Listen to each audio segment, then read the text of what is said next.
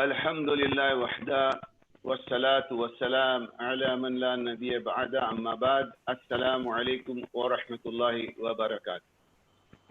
الحمدللہ ہر جمعہ کو ہمارے خصوصی دروس ہوتے ہیں زوم پر، اور اس کو مباشرتاً یعنی لائیو یوٹیوب پہ بھی کیا جاتا ہے۔ یوٹیوب کا چینل ہے خطیب المنبر، اور اب تک الحمدللہ ہم لوگ رمضان مہینے سے ان دروس کو شروع کیے، جسے فضیلت الشیخ شمیم احمد خلیل حفظہ اللہ نے ہمیں بہترین قرآن و حدیث کی معلومات پہنچائی، سمجھائی، تربیت کی۔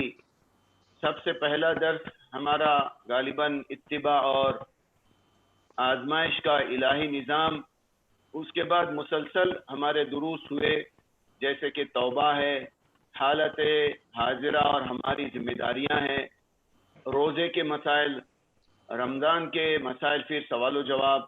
رمضان کے مسائل یہ 2 مرتبہ ہوئے ہمارے پروگرام سوال و جواب کے ساتھ۔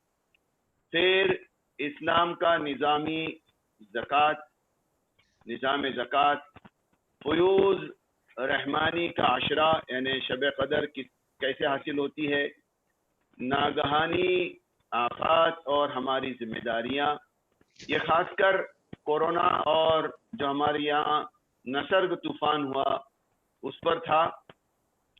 استغفار کی اہمیت اور فوائد، تسبیح کی اہمیت اور فوائد، روح کی حقیقت پارٹ 1 پارٹ 2، اور بے ہوشی کی بیماری اور قضا نمازیں۔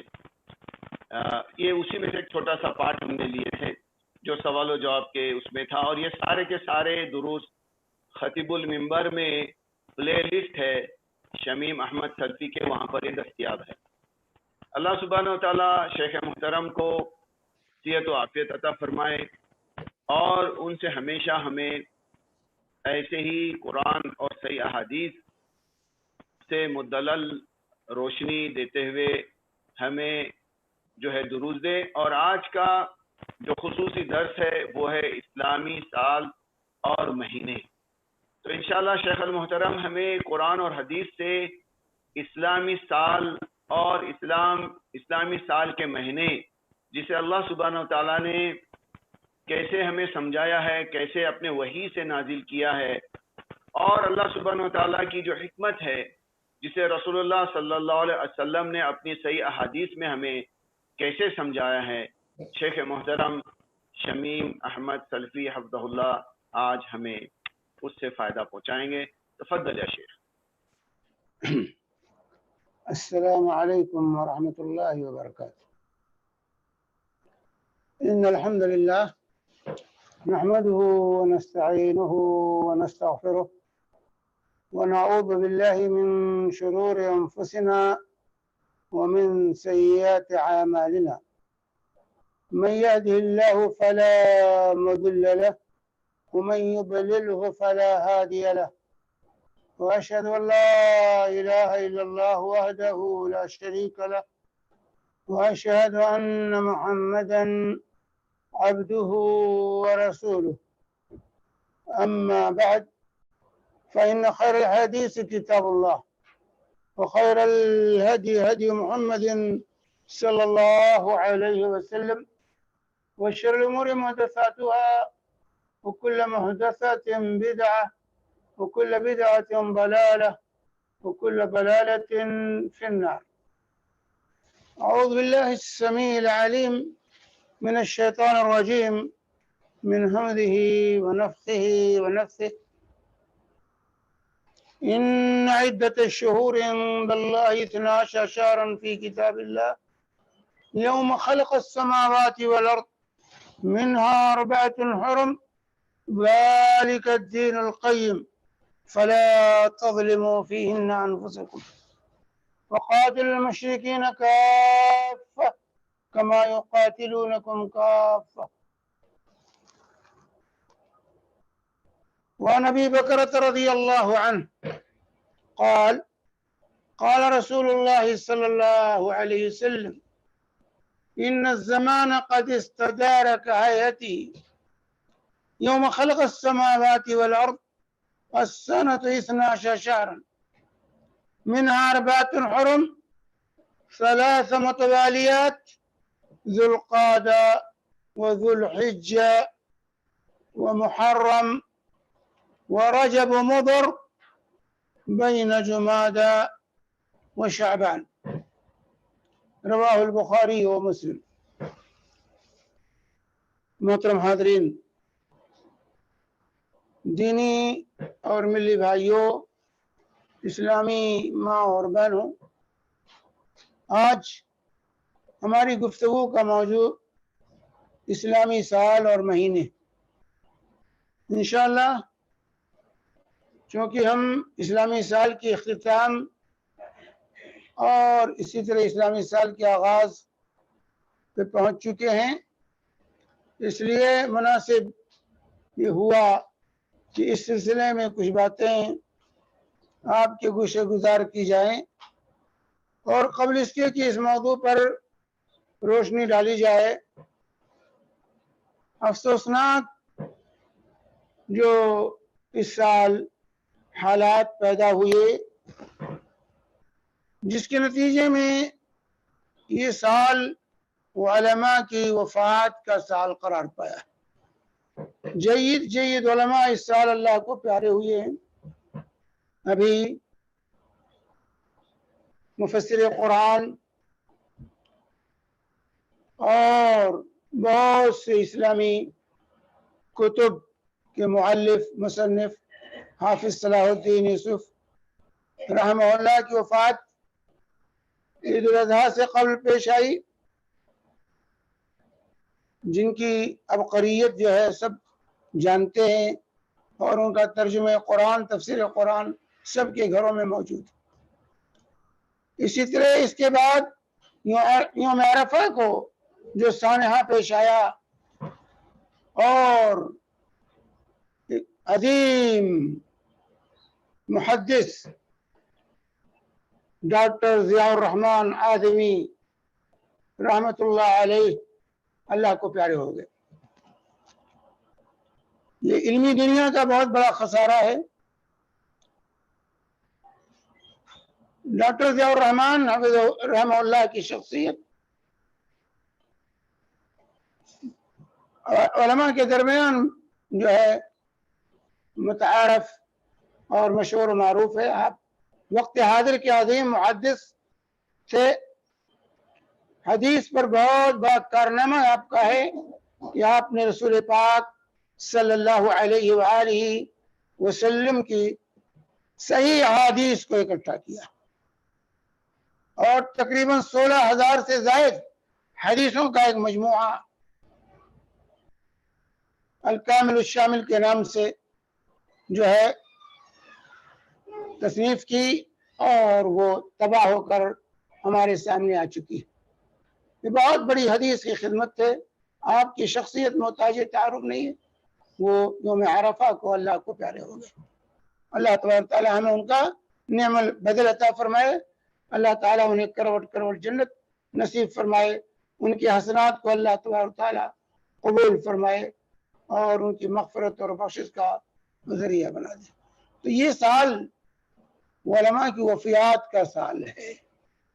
اللہ کے نبی صلی اللہ علیہ وسلم نے فرمایا تھا کہ ان اللہ لا ينزل العلم انتزاعا ينتزعه من قلوب العباد ولكن ينزع العلم بقبض العلماء فإذا لم يبق عالما اتخذ الناس رؤوسا جحالا فأفتوا بغير علم فضلوا وأضلوا۔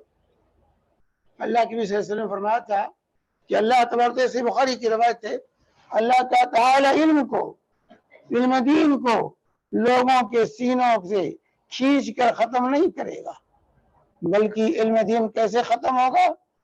بقبض العلماء، علماء کی وفیات سے۔ ایک کے بعد دیگر علماء وفات پاتے رہیں گے،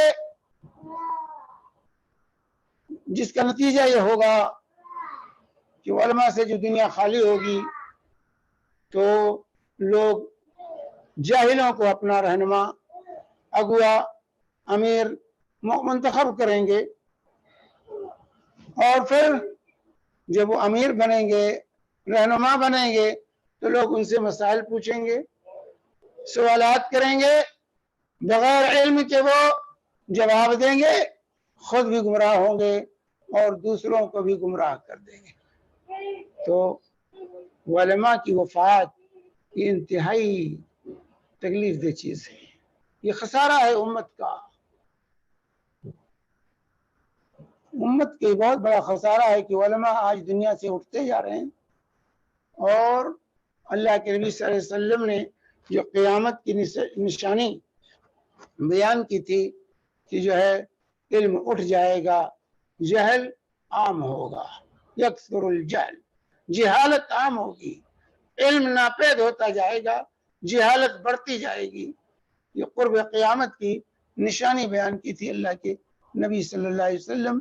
तो आज बड़े बड़े उलमा उठते जा रहे हैं और जहालत फैलती जा रही है, दीनी उलूम के सीखने का जज्बा लोगों के यहाँ से ख़त्म होता जा रहा है, सब जदीद उलूम की तरफ दौड़ पड़े हुए हैं। ये खैर की अलामत नहीं है। अल्लाह तआला हमें और आपको अव्वलन उलमा की वफ़ात पर सब्र की तौफीक अता फरमाए, और हमारे अंदर अल्लाह तआला इल्म दीन को सीखने और इसको आम करने का जज्बा पैदा फरमाए रब्बुल आलमीन। और इन उलमा का नेमल बदल अल्लाह तआला हमें अता फरमाए। आइए अब हम मौजू से मुताल्लिक़ कुछ बातें आपके गोशे गुजार करें। मौजू हमारा है इस्लामी साल और महीने। इस्लामी साल और महीने, देखिए, अव्वलन हमें ये मालूम होना चाहिए इस्लाम ये दीन कामिल है, और इस्लाम ने अपने मानने वालों को किसी मैदान में तनहा नहीं छोड़ा, किसी मैदान में इनको बेयारो मददगार नहीं छोड़ा। इस्लाम ऐसा ज़ाब्ते हयात और एक ऐसा मुकम्मल निज़ाम है कि ज़िंदगी के तमाम तकाज़ों को ये दीन पूरा करता है, और ज़िंदगी के तमाम शोबों के सिलसिले में इस्लाम हमारी रहनुमाई करता है। इस्लाम ने जहाँ इबादत का दर्स पढ़ाया, वहीं मुआमलात का भी दर्स पढ़ाया है, वहीं पर अखलाकियात की भी तालीम इस्लाम ने दी। वहीं पर इस्लाम जहाँ एक दीन है, वहीं इस्लाम एक तहजीब है, एक तमद्दुन है। इस्लाम ने दुनिया को रोशनी ही रोशनी बख्शी। इस्लाम महीनों की बात करता है, किसी मैदान में हमें किसी का मोहताज नहीं छोड़ा कि हम दूसरों के पीछे दौड़े। गर्चे आज हमें अपनी चीजें अच्छी नहीं लगती, दूसरों की चीजें ही अच्छी लगती। इस्लाम ने हमें साल और महीने भी दिए जो सबसे बेहतर और सबसे अफजल है, और इसी पर दीन के अहकामात, इस्लाम के अवामिर का इससे ताल्लुक।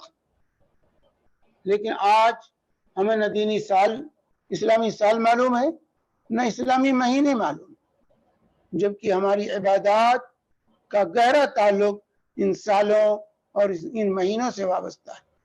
इसलिए साल और महीने का जानना, इस्लामी साल, इस्लामी महीने का जानना एक मुसलमान के लिए इंतहाई ज़रूरी है। उसको बरतना एक मुसलमान के लिए इंतहाई ज़रूरी है। अल्लाह ताला बयान फरमाता है सूरह तौबा के अंदर से आयत नंबर 36 में, इन्ना इद्दत अश-शुहूर इंदल्लाह इस्ना अशरा शहरन फी किताबिल्लाह। इन्ना इद्दत अश-शुहूर, यकीनन महीनों की गिनती, अल्लाह के पास इस्ना अशरा शहरन फी किताबिल्लाह, 12 है अल्लाह की किताब की। अल्लाह की किताब में महीनों की गिनती 12, यानी साल में 12 महीने होंगे। ये अल्लाह का मुकर्रर करदा उसूल और ज़ाब्ता है। یوم خلق السماوات والارض، اور آج سے نہیں، جس دن سے اللہ نے زمین و آسمان کی تخلیق کی ہے اسی دن سے اللہ تبارک تعالیٰ نے یہ ضابطہ اور یہ اصول مقرر کیا کہ سال میں 12 مہینے ہوں گے۔ یہ اللہ کا بنایا اصول ہے، انسانوں کا بنایا اصول نہیں ہے۔ منہا اربعۃ حرم، اور یہ 12 مہینے جو اللہ نے بنائے ہیں ان میں 4 مہینے حرمت والے مہینے، منہا اربعۃ حرم، 4 مہینے حرمت والے ہیں، قابل احترام ہیں، جن کو اشہر حرم کہا جاتا ہے۔ یہ اللہ کا موقع، ذالک الدین القیم، دین قیم کے یہی اصول و ضابطے، یہ دین قیم یہی ہے، قائم رہنے والا، سیدھا سادہ، درست راست دین کا اصول یہی ہے کہ سال میں 12 مہینے اور ان میں 4 مہینے قابل احترام۔ فلا تظلموا فیہن انفسکم، لہذا تم ان مہینوں میں اپنی جانوں پر ظلم نہ کرنا، اپنی جانوں پر ظلم نہ کرنا۔ یہ جو ہے سورۃ توبہ میں اللہ تعالیٰ کا واضح بیان، اس سال میں 12 مہینے ہوں گے اور ان میں 4 مہینے قابل احترام۔ آئیے ہم دیکھتے ہیں کہ اللہ کے نبی صلی اللہ علیہ وسلم نے سال اور مہینوں کے بارے میں کیا بیان فرمایا ہے۔ اللہ کے نبی صلی اللہ علیہ وسلم کی حدیث ہے، صحیح بخاری اور صحیح مسلم کی۔ صحیح بخاری 5550 اور صحیح مسلم 1679 نمبر کی حدیث ہے، ویسے روایت ابو داؤد میں بھی ہے 1942 نمبر کی حدیث ہے۔ ابو بکرہ نفع بن حارث الثقفی رضی اللہ تعالی عنہ روایت کرتے ہیں کہ رسول پاک صلی اللہ علیہ وسلم نے بیان فرمایا تھا حجۃ الوداع کے موقع پر، ان الزمان قد استدار کہیئتہ یوم خلق السماوات والارض، کہ زمانہ گھومتے پھرتے اپنی اس حالت پر آ گیا ہے جس حالت پر اللہ تعالی نے آسمان و زمین کی جس دن تخلیق فرمائی تھی اس حالت پر۔ السنۃ 12 شہرا، سال میں 12 مہینے، من اربعۃ حرم، ان میں سے 4 مہینے قابل احترام ہیں، حرمت والے۔ ثلاث متوالیات، ان میں سے 3 مہینے پے بپے ایک کے بعد دیگرے ہیں، ذوالقعدہ و ذوالحجہ والمحرم، یہ 3 مہینے ایک ساتھ جو ہیں، ذوالقعدہ، ذوالحجہ اور محرم۔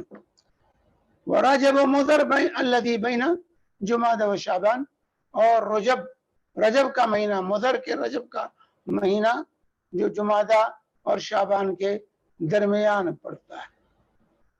تو اس طرح اس حدیث پاک کے اندر اللہ کے نبی صلی اللہ علیہ وآلہ وسلم نے یہ واضح کر دیا جو اللہ تعالیٰ نے قرآن میں بیان فرمایا، وہی چیز حدیث پاک کے اندر اللہ کے نبی صلی اللہ علیہ وسلم نے اس کی صراحت کر دی کہ سال میں 12 مہینے، اور ان 12 مہینوں میں سے 4 مہینے حرمت والے ہیں، اور مہینوں کی تعیین بھی اللہ کے نبی صلی اللہ علیہ وسلم نے فرما دی، وہ ذوالقعدہ، ذوالحجہ، محرم اور رجب، یہ 4 مہینے جو قابل احترام، 3 مہینے نے فرمایا ایک ساتھ، ذوالقعدہ، ذوالحجہ، محرم ایک ساتھ، اور رجب تنا ہے جمادہ اور شعبان کے درمیان۔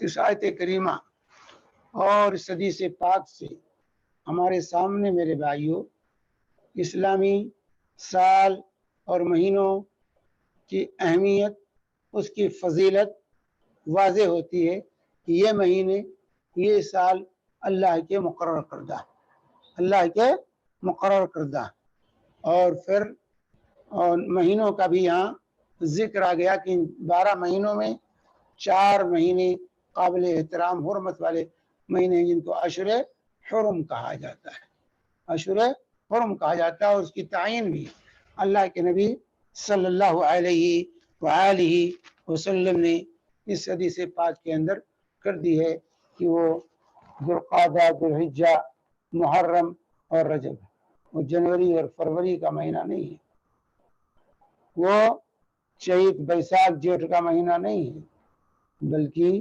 وہ حرمت والے مہینے جو اللہ نے مقرر کیے ہیں وہ ذوالقعدہ، ذوالحجہ، محرم اور رجب کا مہینہ ہے، یہ قابل احترام مہینے۔ تو اس طریقے سے ان مہینوں کی اور اسلامی سال کی اہمیت کا اندازہ لگائے کہ اللہ کا مقرر کردہ اصول ہے، اور پھر یہ مہینے جو ہیں عربی جن کو اسلامی مہینہ کہا جاتا ہے، کہ اسلامی مہینے ان کا اعتبار رکھا گیا ہے چاند پر، یہ مہینے چاند کے تابع ہیں، سورج کے نظام پر نہیں، چاند کے تابع ہیں۔ اسی لیے اللہ تعالی نے فرمایا سورہ بقرہ آیت نمبر 189 کے اندر، یسألونک عن الأہلہ قل ہی مواقیت للناس والحج، کہ نبی آپ سے لوگ چاند کے بارے میں پوچھتے ہیں گھٹتا بڑھتا کیوں ہے، کبھی چھوٹا کبھی بڑا ہوتا ہے، کبھی چھپ جاتا ہے کبھی نکل آتا ہے، چاند کے بارے میں لوگوں کے سوالات ہیں آپ سے۔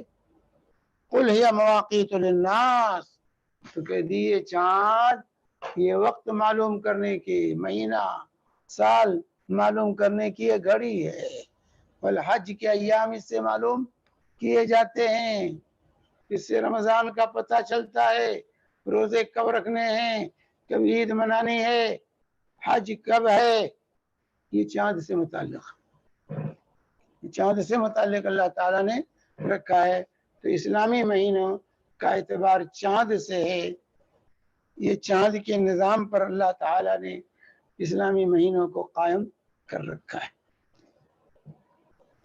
تو اس طریقے سے اسلامی سال اور مہینوں کی یہ خصوصیت ہے کہ اللہ رب العالمین کے مقرر کردہ مہینے اور اللہ رب العالمین کے بنائے ہوئے اصول اور ضابطے پر یہ مہینے اور یہ ایام ہیں۔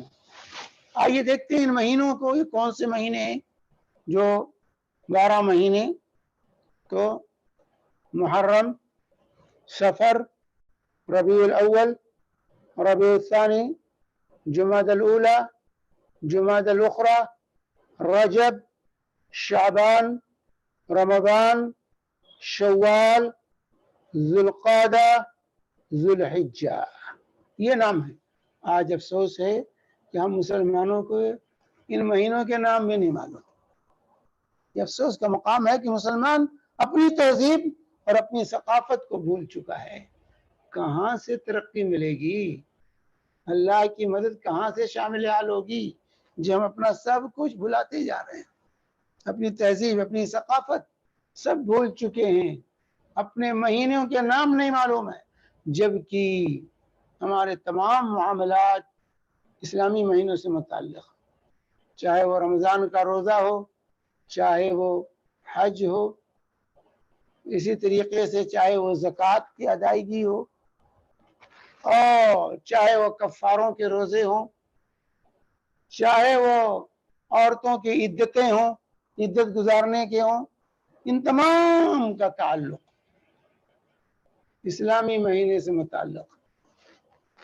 زکوٰۃ اسلامی مہینے کے اعتبار سے دینی، روزہ اسلامی مہینے کے اعتبار سے رکھنا، حج اسلامی تاریخ کے اعتبار سے رکھنا، کرنی ہے آپ۔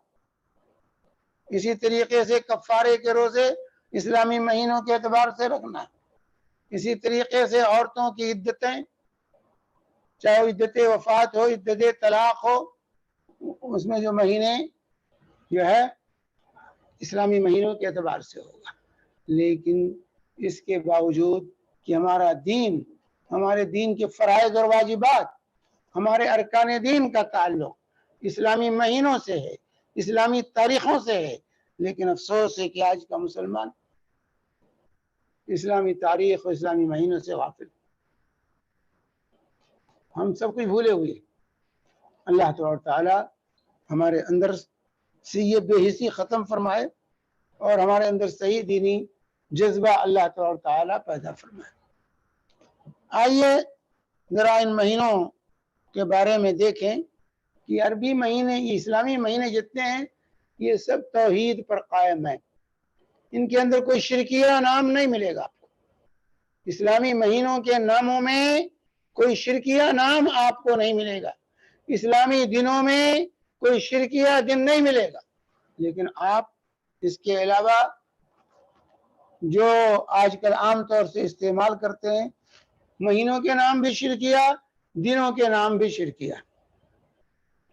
مہینوں کے نام میں جنوری، فروری، مارچ، اپریل، یہ سب شرکیہ نام ہے، یہ یونانی دیوی دیوتاؤں کے نام پر مہینوں کے نام ہے، انگریزی مہینوں کے۔ اسی طرح دنوں کے نام سنڈے، منڈے، ٹیوزڈے، یہ شرکیہ نام ہے۔ سورج دیوتا کا دن، چاند دیوتا کا دن۔ اسی طرح ہندی مہینے اور ہندی دنوں کے نام، یہ بھی دیوی دیوتاؤں کے نام پر۔ اور آج دھڑلے کے ساتھ ہم توحید کا دعویٰ کرنے والے ان مہینوں کو اور ان دنوں کو استعمال کر رہے ہیں اور کوئی بھی حرج محسوس نہیں کرتے۔ کیا کہ ہم کیا کریں گے؟ سنڈے کو جائیں گے بھائی، یعنی سورج دیوتا کے دن، چاند دیوتا کا دن، کیا دن سورج دیوتا کا ہے، چاند دیوتا کا ہے؟ لیکن اس کو ہم استعمال کرتے ہیں بغیر احساس کی ہوئی، کوئی احساس نہیں ہے۔ آئیے ہم دیکھتے ہیں کہ یہ مہینے جو اللہ تبارک تعالی نے ہمارے لیے مقرر کیے ہیں، ان کو ذرا دیکھیں۔ جیسا کہ میں نے واضح کیا کہ ان مہینوں سے ہمارا دین وابستہ ہے، ہماری عبادتیں وابستہ۔ اگر ان دنوں مہینوں کا ہمیں پتہ نہیں ہوگا تو ہماری عبادتیں صحیح نہیں ہوگی۔ رکھیں، آئیے پہلا مہینہ اسلامی سال کا محرم، یہ پہلا مہینہ ہے۔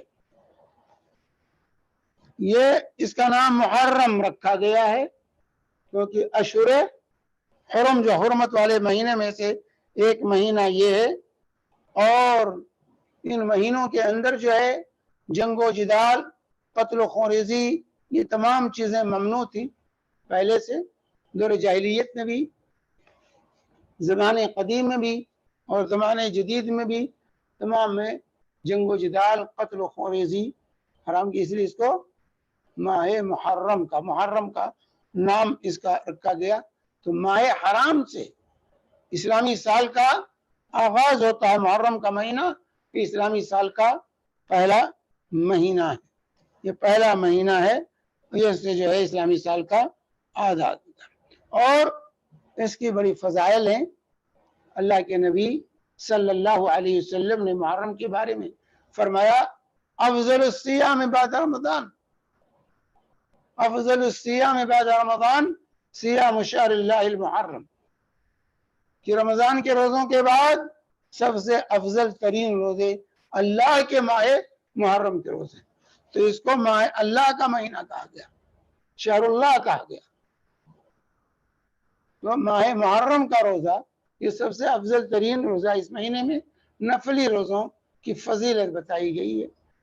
اور اسی مہینے میں عاشورہ کا روزہ بھی آتا ہے، جو یکفر السنۃ التی قبلہ، جو سال گزشتہ کے گناہوں کا کفارہ ہوتا ہے، سال گزشتہ کے گناہوں کا کفارہ ہوتا ہے۔ تو ماہ محرم سے اسلامی سال کا آغاز ہوتا ہے۔ اور اسی طریقے سے دوسرا مہینہ سفر کا مہینہ، سفر کا مہینہ، یہ مہینہ دوسرا مہینہ ہے اسلامی سال کا۔ اس کو سفر کیوں کہا جاتا ہے؟ سفر کیوں کہا جاتا ہے؟ تو جب اس کا نام عربوں کے ہاں پہلے جو ہے اس مہینے میں لوگ گھروں سے نکل جاتے تھے، کیونکہ ماہ محرم میں 3 مہینے، ماہ محرم میں جنگ و جدال نہیں کر سکتے تھے، تو یہ مہینہ جب آتا تھا تو ان کی نقل و حرکت اپنے دشمنوں کے خلاف شروع ہو جاتی تھی. اسی لیے سفر سے اس کا نام رکھا گیا کہ گھر خالی ہو جاتے تھے, گھروں سے باہر نکل جاتے تھے جو ہے. اور اسی طریقے سے جن پر حملہ آور ہوتے تھے عرب جو ہے ان کو خالی کر دیتے تھے, اس لیے اس مہینے کا نام سفر رکھا گیا جو ہے. وجہ تسمیہ یہ بیان کی گئی.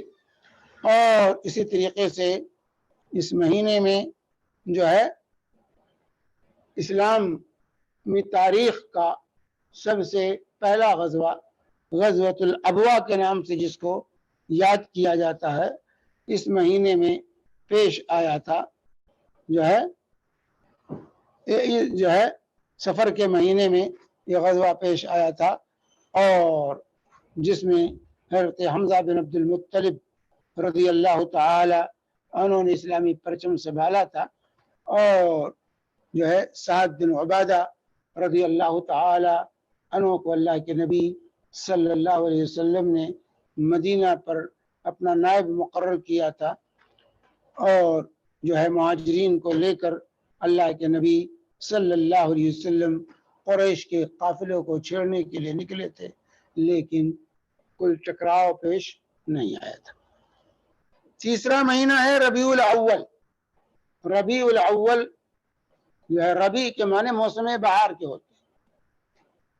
یہ مہینہ جب سب سے پہلے آیا تو جو ہے جب نام رکھا گیا تو اس وقت جو ہے موسم بہار تھا, بہار کا موسم تھا, اس لیے اس کو ربیع رکھا گیا. اور یہ دو مہینے ربیع الاول پہلا موسم بہار اور ربیع الثانی دوسرا موسم بہار, تو اس اعتبار سے اس کا نام ربیع رکھا گیا, ربیع الاول اور ربیع الثانی. یہ جو ہے موسم بہار کا مہینہ تھا اس وقت, اس لیے اس کا نام جو ہے ربیع رکھا گیا موسم بہار کے نام سے. اور اسی طریقے سے اس مہینے کے اندر ایک تو نبی کریم صلی اللہ علیہ وآلہ وسلم کی ولادت ربیع الاول میں, اور اسی طرح اس مہینے میں رسول پاک صلی اللہ علیہ وآلہ وسلم کی ہجرت بھی ربیع الاول میں, اور اسی طرح ولادت بھی ربیع الاول میں پیش آئی تھی. اور جو ہے تو ربیع الاول جو ہے یہ تیسرا مہینہ ہے, اور اس کے اندر دوسرے جو ہے ربیع الثانی, ربیع الاخر بھی کہتے ہیں اور ربیع الثانی بھی کہتے ہیں. ربیع الاخر اور ربیع الثانی یہ ربیع کا دوسرا مہینہ اور اسلامی سال کا چوتھا مہینہ ہے. اس کے یہ مہینے کے اندر جو ہے مختلف واقعات پیش آئے تھے, اور اس سلسلے میں جو ہے عصر کی نمازوں کے اندر جو ہے جو 2 رکعت کو 4 رکعت, پہلے 2 رکعت فرض ہوئی تھی نمازیں, پھر 4 رکعت جو ہے عصر, ظہر اور اسی طریقے سے عشاء, پھر ان کو 4 رکعت کیا گیا تھا. تو پہلی ہجری میں ربیع الثانی کے اندر جو ہے یہ جو ہے 2 رکعت کے بجائے ان نمازوں کو 4 رکعت مشروع کیا گیا تھا. اور جو ہے اس طریقے سے جو ہے یہ چوتھا مہینہ تھا ربیع الاخر کا. جمادی الاولی, 5واں مہینہ جمادی الاولی. جمادی الاولی, جمادہ, یہ جمادہ کے معنی جم جانا, کیونکہ یہ سردی کے مہینے میں یہ نام رکھا گیا تھا. اس کا جس مہینے میں نام رکھا گیا اس وقت اس مہینے میں سردی تھی, تو اس کا نام جمادی الاولی اور جمادی الاخری, جمادی الاولی اور جمادی الاخری. جمادی الاولی یہ 5واں مہینہ ہے, اور جمادی الاخرہ یا جمادی الاخری بھی کہتے ہیں یہ, یا جمادی الثانیہ بھی کہتے ہیں جو ہے. تو یہ جو ہے 6واں مہینہ تھا. تو 5واں مہینہ جمادی الاولی, اس کی وجہ تسمیہ ہے کہ شتا سردی کا موسم کی طرف اشارہ ہے جو ہے کہ پانی جب جم جاتا ہے, تجمد سے ہے, جمود تجمد جم جانے کے معنی میں. اور اسی طرح غزوۃ العشیرہ جو ہے جمادی الاولیٰ میں پیش آیا تھا جو ہے، اور غزوہ ذات الرقاع بھی جمادی الاولیٰ میں پیش آیا تھا، اور اجنادین کا جو ہے معرکہ جو ہے عمر بن عاص اور ابو عبیدہ جراح رضی اللہ عنہما کی قیادت میں پیش آیا تھا رومیوں کے ساتھ۔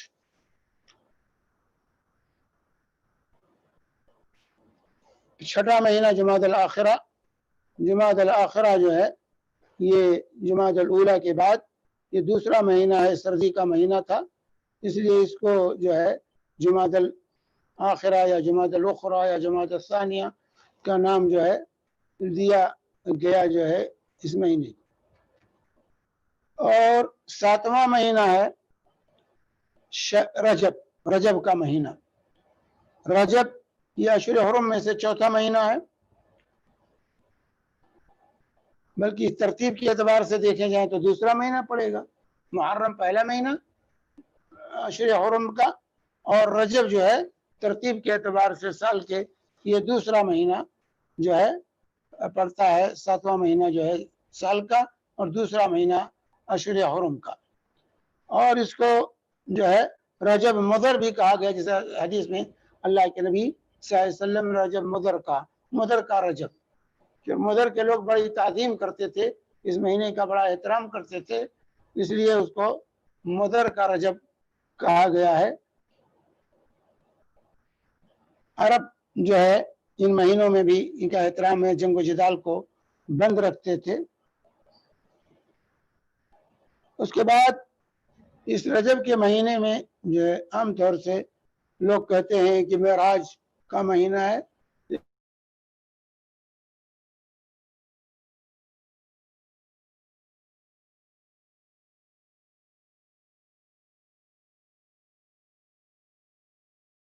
لیکن یہ کوئی چیز جو ہے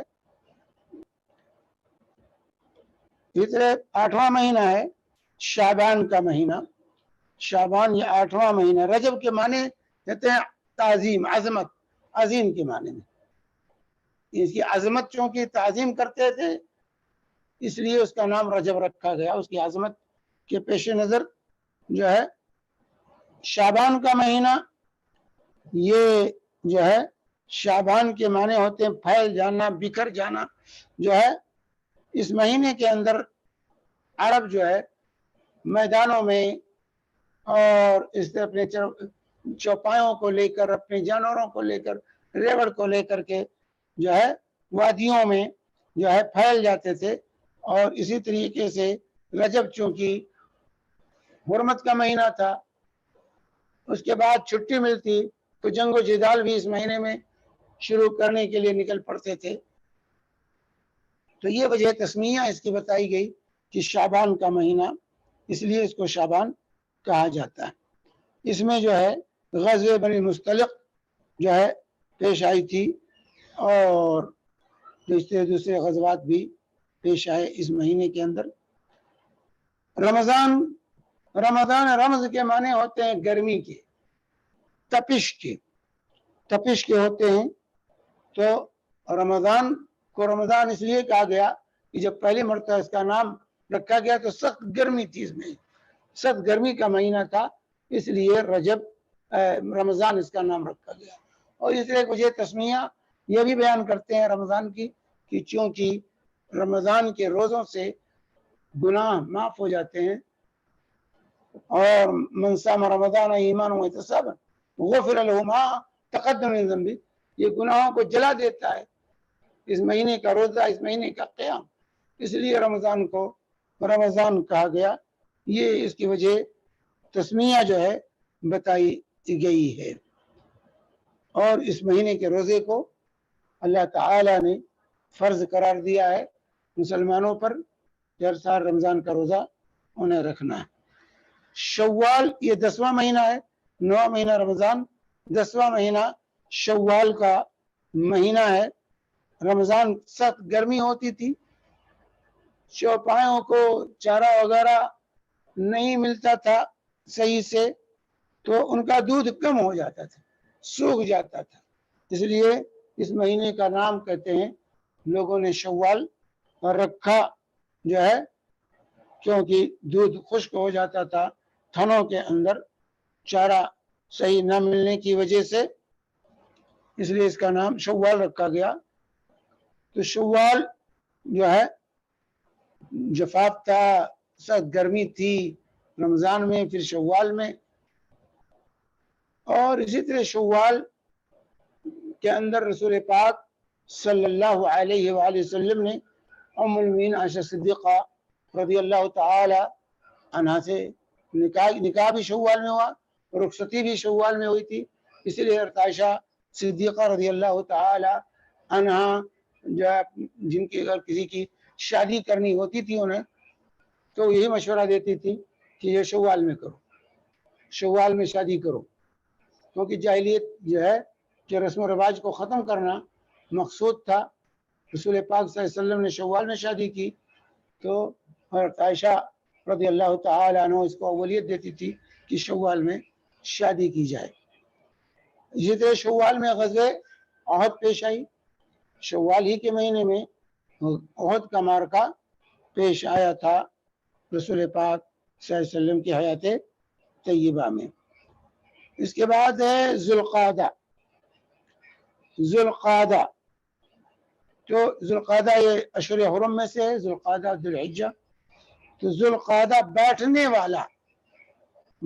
والا اس کا نام اس لیے رکھا گیا کہ اس مہینے میں عرب آرام کرتے تھے، عرب آرام کرتے تھے جو ہے، اور اس طریقے سے جو ہے عرب جو ہے جنگ و جدال چھوڑ کر کے جو ہے آرام کرتے تھے، اسلام سے پہلے بھی قتال اور سفر کو ترک کر دیتے تھے، اور اس کو اشہر حج بھی کہا جاتا ہے۔ اشہر حج میں سے شوال، ذوالقعدہ، ذوالحجہ، یہ تینوں مہینے اشہر حج، اسی میں حج کا احرام باندھا جاتا تھا، باندھا جاتا ہے، اشہر حج تھا۔ تو یہ جو ہے ان مہینوں کو خالی رکھتے تھے تاکہ اطمینان کے ساتھ یہ حج کے ارکان اور واجبات ادا کر سکیں، اور جنگ و جدال، لڑائی جھگڑا سے جو ہے علاقہ محفوظ رہے۔ 12واں مہینہ عربی سال کا، اسلامی سال کا ذوالحجہ ہے۔ ذوالحجہ یہ 12واں مہینہ ہے، یہ بھی اشہر حرم میں سے ہے، اور اس کا نام ذوالحجہ حج کی مناسبت سے حج والا مہینہ کہا گیا، اس کو حج کی مناسبت سے، کیونکہ اس میں حج ہوتا ہے اس لیے اس کو ذوالحجہ کہا گیا۔ الحج اشہر معلومات فمن فرض فیہن الحج فلا رفث ولا فسوق ولا جدال فی الحج، جو ہے حج کے مشہور معروف مہینے شوال، ذوالقعدہ اور ذوالحجہ، ان تین مہینوں کو اشہر حج ہونے کا شرف حاصل ہے۔ حج کا احرام انہی مہینوں میں باندھا جاتا ہے، شوال سے پہلے حج کا احرام باندھ کر نہیں جا سکتے، اور 10 ذوالحجہ کے بعد حج کا احرام باندھ کر نہیں جا سکتے۔ تو یہ جو ہے مختصر جو ہے ان مہینوں کا وجہ تسمیہ تھا۔ آپ نے دیکھا کہ ان مہینوں میں کسی نام کے اندر کوئی شرکیہ دیوی دیوتاؤں کے نام پر نہیں، کسی دیوی دیوتاؤں پر، غیر اللہ کے نام پر ان مہینوں کا نام نہیں ہے۔ یہ خصوصیت ہے اسلامی مہینوں کی کہ وہ شرکیہ نام نہیں ہے، وہ شرکیہ نام نہیں، شرک کی بنیاد پر ان کے نام نہیں رکھے گئے ہیں۔ اس لیے اسلامی دن کے نام جو ہیں السبت، الاحد، الاثنین، الثلاثاء، الاربعاء، الخمیس، الجمعہ، جمعہ یہ جو ہے پہلا دن ہے، جمعہ یہ پہلا دن ہے، یہاں سے اسلامی دن شروع ہوتا ہے۔ یہاں پر جو ہے کہیں کوئی جو ہے پہلا دن، دوسرا دن، تیسرا دن، چوتھا دن، پانچواں دن، اس میں بھی دنوں میں بھی کوئی شرکیہ نام نہیں رکھا گیا ہے، شرک سے یہ ایام پاک۔ اور اسی طریقے سے اسلامی سال، یہ مہینوں کے نام تھے، اسلامی سال، اسلامی کیلنڈر میں سن ہجری، سن ہجری، اس میں اعتبار کیا گیا رسول پاک صلی اللہ علیہ وسلم کی ہجرت۔ مسلمانوں نے اپنی تاریخ ہجرت سے جوڑی، ہجرت سے جوڑی۔ ہجرت مدینہ سے پہلے جو تاریخ عرب میں لکھی جاتی تھی وہ عام الفیل کے اعتبار سے، جو فیل والوں کا واقعہ جس کا سورہ فیل میں اللہ تعالیٰ نے ذکر کیا ہے، اس سے لوگ تاریخ لکھا کرتے تھے کہ 1 عام الفیل، 2 عام الفیل، 3 عام الفیل میں یہ واقعہ پیش آیا۔ لیکن مسلمانوں نے جب اپنی تاریخ مرتب کی اور ان کو حساب کتاب لکھنے کی ضرورت پیش آئی تو انہوں نے رسول پاک صلی اللہ علیہ وسلم کی ہجرت کو اپنے لیے سن کے آغاز کے لیے ہجرت کو منتخب کیا۔ چنانچہ اس کی تاریخ اس طرح ہے کہ سیدنا عمر بن خطاب رضی اللہ تعالی عنہ کے زمانے میں جب بیت المال میں مال کی بہتات ہو گئی، پہلے ہی تھا رسول پاک صلی اللہ علیہ وسلم کے زمانے میں، حضرت ابوبکر صدیق کے زمانے میں جو بھی مال بیت المال میں آتا تھا اس کو فوری طور سے مسلمانوں میں تقسیم کر دیا جاتا تھا، رکھنے کی ضرورت نہیں پڑتی تھی، حساب کتاب کی ضرورت نہیں پیش آتی تھی۔ لیکن جب حضرت عمر خطاب رضی اللہ تعالی عنہ کے زمانے میں فتوحات کا سلسلہ بڑھا اور خراج اور جزیہ، زکوٰۃ اور مختلف مد کا مال بیت المال میں پہنچنے لگا تو اب ضرورت محسوس ہوئی کہ اس کو باقاعدہ تاریخ وار لکھا جائے، اس کا حساب کیا جائے۔ اسی لیے رجسٹر بنائے گئے، دیوان مقرر کیے گئے اور اس کے لیے لوگوں کو مقرر کیا گیا۔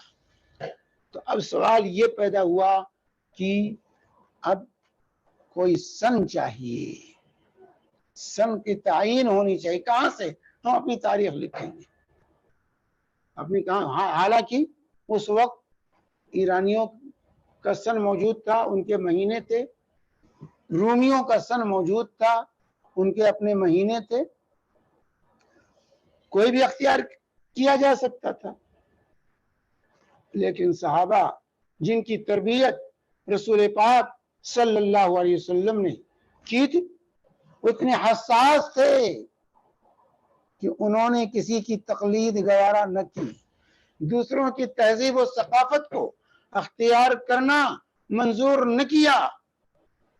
انہوں نے کہا نہیں، ہم رومیوں کی تاریخ یا ایرانیوں کی تاریخ کو اختیار نہیں کر سکتے، ہماری تاریخ ہونی چاہیے، ہماری تاریخ ہونی چاہیے۔ اس لیے صحابہ اکٹھا ہوئے، حضرت عمر بن خطاب رضی اللہ تعالی انہوں نے جمع کیا لوگوں کو، کہا کہ اب ضرورت اس بات کی ہے کہ ہماری اپنی تاریخ ہو۔ ہم مہینے تو تھے لیکن سن امتیازی سن نہیں تھا، عام الفیل کا معاملہ چلتا تھا، لوگ اسی کا حساب کرتے تھے۔ تو حضرت عمر بن خطاب رضی اللہ تعالی انہوں نے صحابہ کو جمع کر کے مشورہ کیا کہ ہم اپنی تاریخ کا آغاز کہاں سے کریں گے۔ اگر آج کا دور ہوتا، بدعتی ذہن ہوتا صحابہ کا بھی، تو کہتے نبی کی ولادت عید میلاد نبی سے شروع کرو۔ آج اگر کہا جائے تاریخ لکھو تو سب یہی کہیں گے کہ نبی کی پیدائش سے لکھو۔ لیکن صحابہ جن کی تربیت رسول پاک صلی اللہ علیہ وسلم نے کی تھی، انہوں نے آپ کی پیدائش کو تاریخ کے لیے منتخب نہیں کیا، انہوں نے آپ کی وفات کو تاریخ کے لیے منتخب نہیں کیا۔ توحید پر تھے، معاہد تھے، شخصیت پرست نہیں تھے صحابہ۔ اللہ کے نبی صلی اللہ علیہ وسلم نے انہیں شخصیت پرستی نہیں سکھائی تھی۔ اس لیے صحابہ نے کا جب مشورہ ہوا تو سیدنا علی بن ابی طالب رضی اللہ تعالی انہوں نے پہلے مشورہ دیا کہ ہجرت کو ہم اپنے سن کے لیے، اپنے سال کے لیے منتخب کریں گے۔ ہجرت کا واقعہ اصل یہ واقعہ ہے جس سے اسلام کو عروج ملا، ترقی ملی۔ 13 سال تک مدینہ میں اور 40 سال تک آپ نبوت سے پہلے آپ مکہ میں رہے۔ مسلمان ہجرت کر کے مکہ سے، مکہ میں 13 سال تک اسلام ستایا ہوا تھا، مظلوم تھا، ہر طرح کی اذیت مسلمانوں کو پہنچائی جا رہی تھی، زندگی گزارنا دوبر کر دیا تھا مکہ کے اندر مکہ کے لوگوں نے، لیکن جب مدینہ کی طرف اللہ کے نبی صلی اللہ علیہ وآلہ وسلم نے ہجرت فرمائی تو اس کے بعد سے اسلام کو عروج ملا، ترقی ملی، اور 10 سال کے اندر 10 سال کی قلیل مدت میں پورے جزیرۃ العرب پر اسلام کا پرچم لہرانے لگا، اور مکہ کو مسلمانوں نے سر کر لیا، فتح کر لیا۔ تو یہ ہجرت کا واقعہ، اور اس کے بعد اسلام پھیلتا ہی گیا، پھیلتا گیا۔ ابو بکر صدیق کے زمانے میں، حضرت عمر کے زمانے میں پھیلتا، جزیرۃ عرب سے باہر نکلا اسلام، جزیرۃ العرب سے باہر نکلا اسلام۔ اس لیے صحابہ نے ہجرت کو اپنی تاریخ کے آغاز کے لیے منتخب فرمایا، اور سن ہجری کا آغاز اس وقت سے ہوا۔ مہینے کے لیے محرم کو، جو پہلا مہینہ تھا سال کا، اس کو منتخب کیا، اور سن کے لیے صحابہ نے ہجرت کو سنگ بنایا اور سن ہجری کا آغاز کیا۔ گرچہ اللہ کے نبی صلی اللہ علیہ وسلم نے ربیع الاول میں ہجرت کی تھی، لیکن سال کا آغاز محرم سے کیا، کیونکہ محرم اس سال کا پہلے سے پہلا مہینہ چلا رہا تھا اور اشہر حرم میں سے تھا، اس لیے صحابہ نے کہا کہ ہم اپنے سال کا آغاز وہیں سے کریں گے۔ حضرت عثمان بن عفان رضی اللہ تعالی عنہ نے یہ مشورہ دیا کہ ہم اپنے مہینے کا آغاز محرم ہی سے رکھیں گے، محرم سے رکھیں گے، وہیں سے سال کا پہلا مہینہ شروع کریں گے۔ تو اس طریقے سے سن ہجری کا آغاز ہوا، اور اس وقت سے جو ہے خلافت راشدہ میں، خلافت بنو امیہ میں، خلافت عباسیہ میں سن ہجری نافذ رہی، اور اسی کے مطابق عمل ہوتا رہا۔ تمام دفتری کام سن ہجری کے مطابق کیے جاتے رہے۔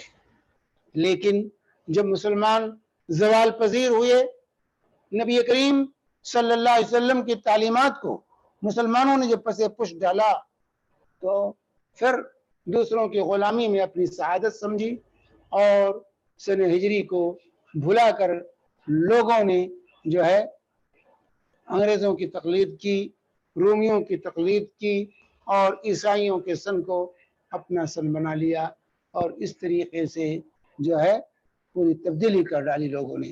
حالانکہ یہ صحیح نہیں تھا، جو کچھ ہوا غلط ہوا۔ ماضی قریب تک یہ تھا کہ لوگ دونوں ساتھ لکھتے تھے، ہجری اور عیسوی دونوں سن ایک ساتھ لکھا کرتے تھے، لیکن اب تو ہجری تاریخوں کو اور اس سن کو سب بھول چکے ہیں۔ اب جو ہے صرف انگریزی جو ہے سال اور انگریزی مہینے لکھنے ہی میں اپنی سعادت سمجھتے ہیں، اور اسی کو اختیار کر کوا چلا ہنس کی چال، اور اپنی چال بھول گیا۔ اپنی تہذیب، اپنی ثقافت سے دوری، یہ ناکامی اور زوال کی طرف جو ہے دوڑنا ہے میرے بھائیوں۔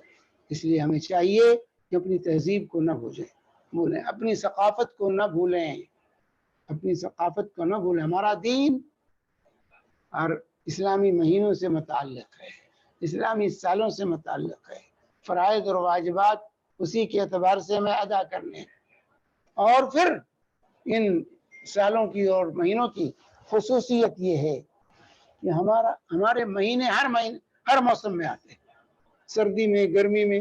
رمضان کبھی سردی میں ہے تو کبھی گرمی میں ہے، کبھی موسم بہار میں ہے۔ یہ اللہ تعالیٰ نے یہ انصاف اور عدل رکھا ہے ان مہینوں کے اندر، تاکہ دنیا کے مختلف خطے کے لوگ برابر استفادہ کرتے رہیں۔ اگر انگریزی مہینوں کا اعتبار ہوتا تو جہاں گرمی ہوتی ہمیشہ گرمی میں رمضان رہتا، جہاں سردی ہوتی ہمیشہ سردی میں رمضان رہتا۔ اس طرح لوگوں کے ساتھ عدل انصاف نہ ہو سکتا تھا، لیکن اللہ نے کا بنایا ہوا نظام، یہ تمام انسانیت کا اس میں خیال کیا گیا ہے کہ دنیا کے ہر خطے کے لوگ سردی اور گرمی دونوں سے استفادہ کریں۔ اسی لیے یہ مہینے گھومتے رہتے ہیں، کبھی سردی میں کبھی گرمی میں یہ مہینے آتے ہیں، تاکہ دنیا کے تمام لوگ جو ہے اس سے استفادہ کر سکیں۔ اس سے استفادہ، یہ خصوصیت ہے، یہ عدل ہے، یہ انصاف ہے۔ اسلامی سال اور اسلامی مہینوں کے اندر، کیونکہ اس کا نظام چاند پر رکھا گیا ہے، اس کا نظام چاند پر رکھا گیا ہے، جس کی وجہ سے یہ مہینے گھومتے رہتے ہیں پورے سال میں، کبھی سردی میں کبھی گرمی میں آتے ہیں، اور اس طرح اللہ کے بندوں کو عدل اور انصاف ملتا ہے، انہیں عدل و انصاف کی تعلیم دی جاتی ہے۔ یہ خصائص ہیں، ان مہینوں کی خصائص ہیں اس طرح سے جو ہے، کیونکہ یہ شرکیات کا نام نہیں، اس میں کوئی شرک کی کوئی تعلیم نہیں ہے، نہ دنوں کے نام میں نہ مہینوں کے نام میں۔ اور اسی طرح یہ سال ہمیں نبی کریم صلی اللہ علیہ وسلم کی سیرت طیبہ سے جوڑ دیتا ہے، سیرت طیبہ سے جوڑ دیتا ہے۔ ہمارے سال کا آغاز ماہ محرم سے ہوتا ہے، حرمت والے مہینے سے ہوتا ہے، اور پھر اسی طریقے سے ہماری تاریخ اجالے سے شروع ہوتی ہے، اندھیرے سے نہیں شروع ہوتی، اجالے سے شروع ہوتی، چاند دیکھ کر شروع ہوتی ہے، اندھیرے سے نہیں شروع ہوتی، اجالے سے شروع ہوتی ہے۔ یہ ایک جو ہے سب لوگ، عالم کے لیے بھی ہے، جاہل سب برابر ہے، عالم بھی دیکھتا ہے چاند، جاہل بھی چاند دیکھتا ہے۔ حساب و کتاب، جن کا نظام حساب و کتاب پر ہے وہ صرف علم والے اس سے وابستہ، جاہلوں کے لیے کوئی ٹھکانہ نہیں۔ لیکن اس دین میں علماء کے لیے بھی جگہ ہے، جاہل کے لیے بھی جگہ ہے، چاند سب لوگ دیکھتے ہیں، چاہے عالم دیکھے چاند اس کا بھی اعتبار ہوگا، چاہے جاہل دیکھے چاند اس کا بھی اعتبار ہوگا۔ تو اس طریقے سے اسلام نے یہ درس پڑھایا ہے، اجالے سے شروع کرو، اندھیرے سے۔ ہندی مہینے اندھیرے سے شروع ہوتے، ہندی مہینوں کا آغاز انہوں نے بھی چاند پر رکھا ہے، لیکن وہ ہندی مہینے جو ہے چاند سے جو رکھا انہوں نے، اس میں دو ظلم کیا انہوں نے۔ ایک تو اندھیرے سے شروع کرتے ہیں، جب پوری دنیا اندھیرے میں آ جاتی ہے تب ان کا مہینہ شروع ہوتا ہے، اور اسی طریقے سے ان کے یہاں جو ہے اندھیرے سے مہینے کو شروع کر کے جو ہے اس کے اندر جو خرافات کرتے ہیں اور دوسری چیزیں کرتے ہیں مہینوں کے سلسلے میں، کہ ہر مہینہ اسی جگہ پر آئے گا، جو مہینہ گرمی میں آئے گا، جو سردی میں آئے گا، کیونکہ وہ ایک ساتھ جب جو ہے ہوتا ہے ہر ایک مہینہ بڑھا دیتے ہیں، ایک مہینے کو ڈبل کر کے جو ہے اس کو برقرار رکھتے ہیں، جس کو نسی کا انما النسی زیادۃ فی الکفر، اللہ تعالیٰ نے کہا کہ مہینوں کو الٹنا پلٹنا جو ہے یہ کفر میں اضافہ ہے، یہ کفر میں اضافہ ہے۔ تو وہ لوگ ہندی مہینے جو ہیں اس میں نسی پایا جاتا ہے، مہینوں کو بدل دیا جاتا ہے تاکہ ہر مہینہ ایک ہی موسم میں اپنے اپنے موسم میں آئے، بدلنے نہ پائے۔ لیکن اسلامی مہینے جو ہے ہر موسم میں آتے ہیں، اور اس طریقے سے اجالے سے شروع ہوتے ہیں، اندھیرے سے نہیں شروع ہوتے ہیں۔ تو اللہ تبارک تعالیٰ نے اتنی بڑی نعمت ہمیں اور آپ کو دی ہے، عربی مہینوں اور اسلامی مہینوں کی شکل میں، یہ اللہ کے بنائے ہوئے دستور اور قانون ہے، دستور و قانون ہے۔ ہمیں چاہیے میرے بھائیوں کہ ہم اس کو فالو کریں، ان مہینوں کے نام رکھیں، نام یاد کریں، ہمیں نام بھی نہیں یاد ہے۔ ایام 20 کے روزے کیسے رکھیں گے اگر ہم مہینے کی تاریخ نہیں معلوم؟ تو ایام 20 کے روزے عربی مہینے کے اعتبار سے رکھیں، 13 14 15 تاریخوں کا۔ تو اس طرح انتہائی ضروری ہے، ہم ان مہینوں کو بھلا نہیں سکتے، ان کی تاریخوں کو بھلا نہیں سکتے، ہمارا دین اس سے وابستہ ہے۔ اس لیے میرے بھائی ہمیں چاہیے کہ ہم ان مہینوں کے نام کو یاد رکھیں، ان کی تاریخوں کو یاد رکھیں، اس کو برتنے کی، استعمال کرنے کی کوشش کریں، اس کو بھولیں نہیں، اس کو بھولیں نہیں۔ اپنی تہذیب، اپنی ثقافت جو قوم بھول جاتی ہے وہ زوال پذیر ہو جاتی ہے، وہ زوال پذیر ہوتی ہے جو اپنی تہذیب و ثقافت سے دور بھاگتی ہے، وہ کبھی اس کو عزت نہیں مل سکتی۔ آپ کو عزت ملے گی تو اپنی تہذیب و ثقافت کو اختیار کرنے ملے گی۔ جب تک آپ اپنی تہذیب، اپنی ثقافت کو تھامے رہیں گے، اس وقت تک آپ باعزت رہیں گے۔ کہ اپنی تہذیب و ثقافت کو چھوڑ کر کے دوسروں کے تہذیب کے بھکاری، دوسروں کے تمدن کے بھکاری بنیں گے تو اس وقت آپ ذلیل ہوں گے، رسوا ہوں گے، جو آج جس کا نمونہ ہم آج دیکھ رہے ہیں، جو امت مسلمہ کس قدر ذلت و رسوائی کا شکار ہے۔ ہم نے دیا تھا، ہماری تاریخ کو لوگوں نے استعمال کیا تھا، ہماری تہذیب کو لوگوں نے اختیار کیا تھا، لیکن ہم خود ہی پیچھے ہٹ گئے اور اپنی تہذیب، اپنی ثقافت کو ہم نے بھلا دیا ہے۔ تو وقت کی سب سے بڑی ضرورت ہے کہ ہم لوٹیں اسلام کی طرف، ہم لوٹیں اپنے جو ہے تہذیب و ثقافت کی طرف، صحابہ کرام رضوان اللہ اجمعین کے اصولوں کی طرف اپنے آپ کو لوٹانے کی کوشش کریں، تاکہ دنیا اور آخرت دونوں جگہ سرخرو ہوں، دونوں جگہ ہمیں عزت ملے، دونوں جگہ ہم مقام پائیں۔ تو یہ انتہائی ضروری ہے۔ اب محرم کا مہینہ آ رہا ہے، اس سے اسلامی سال کا آغاز ہوگا۔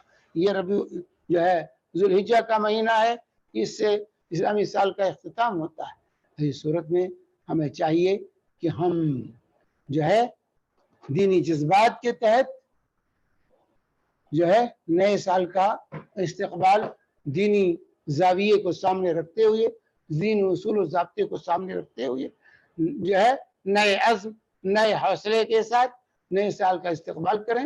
ہم سے جو غلطیاں ہو گئی ہیں، جو کوتاہیاں ہوئی ہیں، جو غفلتیں ہوئی ہیں، اللہ سے توبہ کریں اور نئے سال کو اسلامی طرز پر گزارنے کی اور رسول پاک صلی اللہ علیہ وسلم کے بتائے ہوئے طریقے پر گزارنے کی ہم کوشش کریں۔ اپنے شب و روز کا جائزہ لیں اور اللہ کی نافرمانی اور معصیت سے اپنے آپ کو دور رکھنے کی کوشش کریں۔ اللہ تعالی ہم سب کو اس کی توفیق عطا فرمائے۔ وصلی اللہ علی نبینا محمد وعلی آلہ وصحبہ وسلم وجزاکم اللہ خیرا۔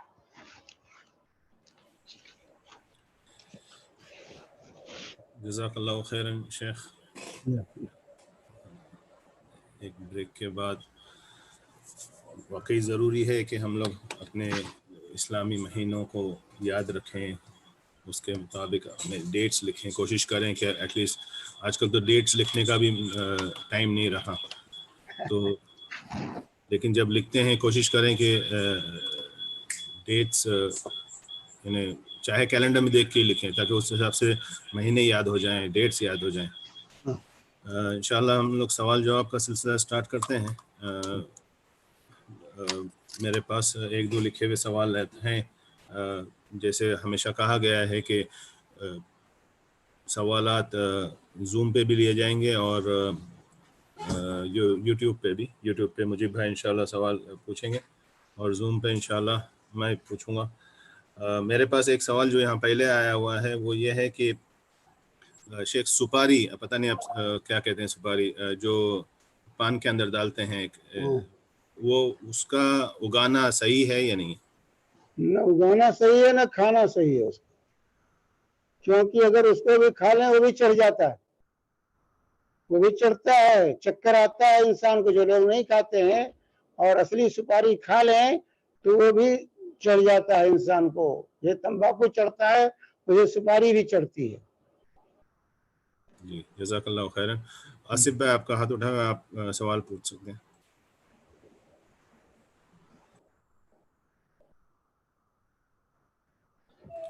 آصف بھائی۔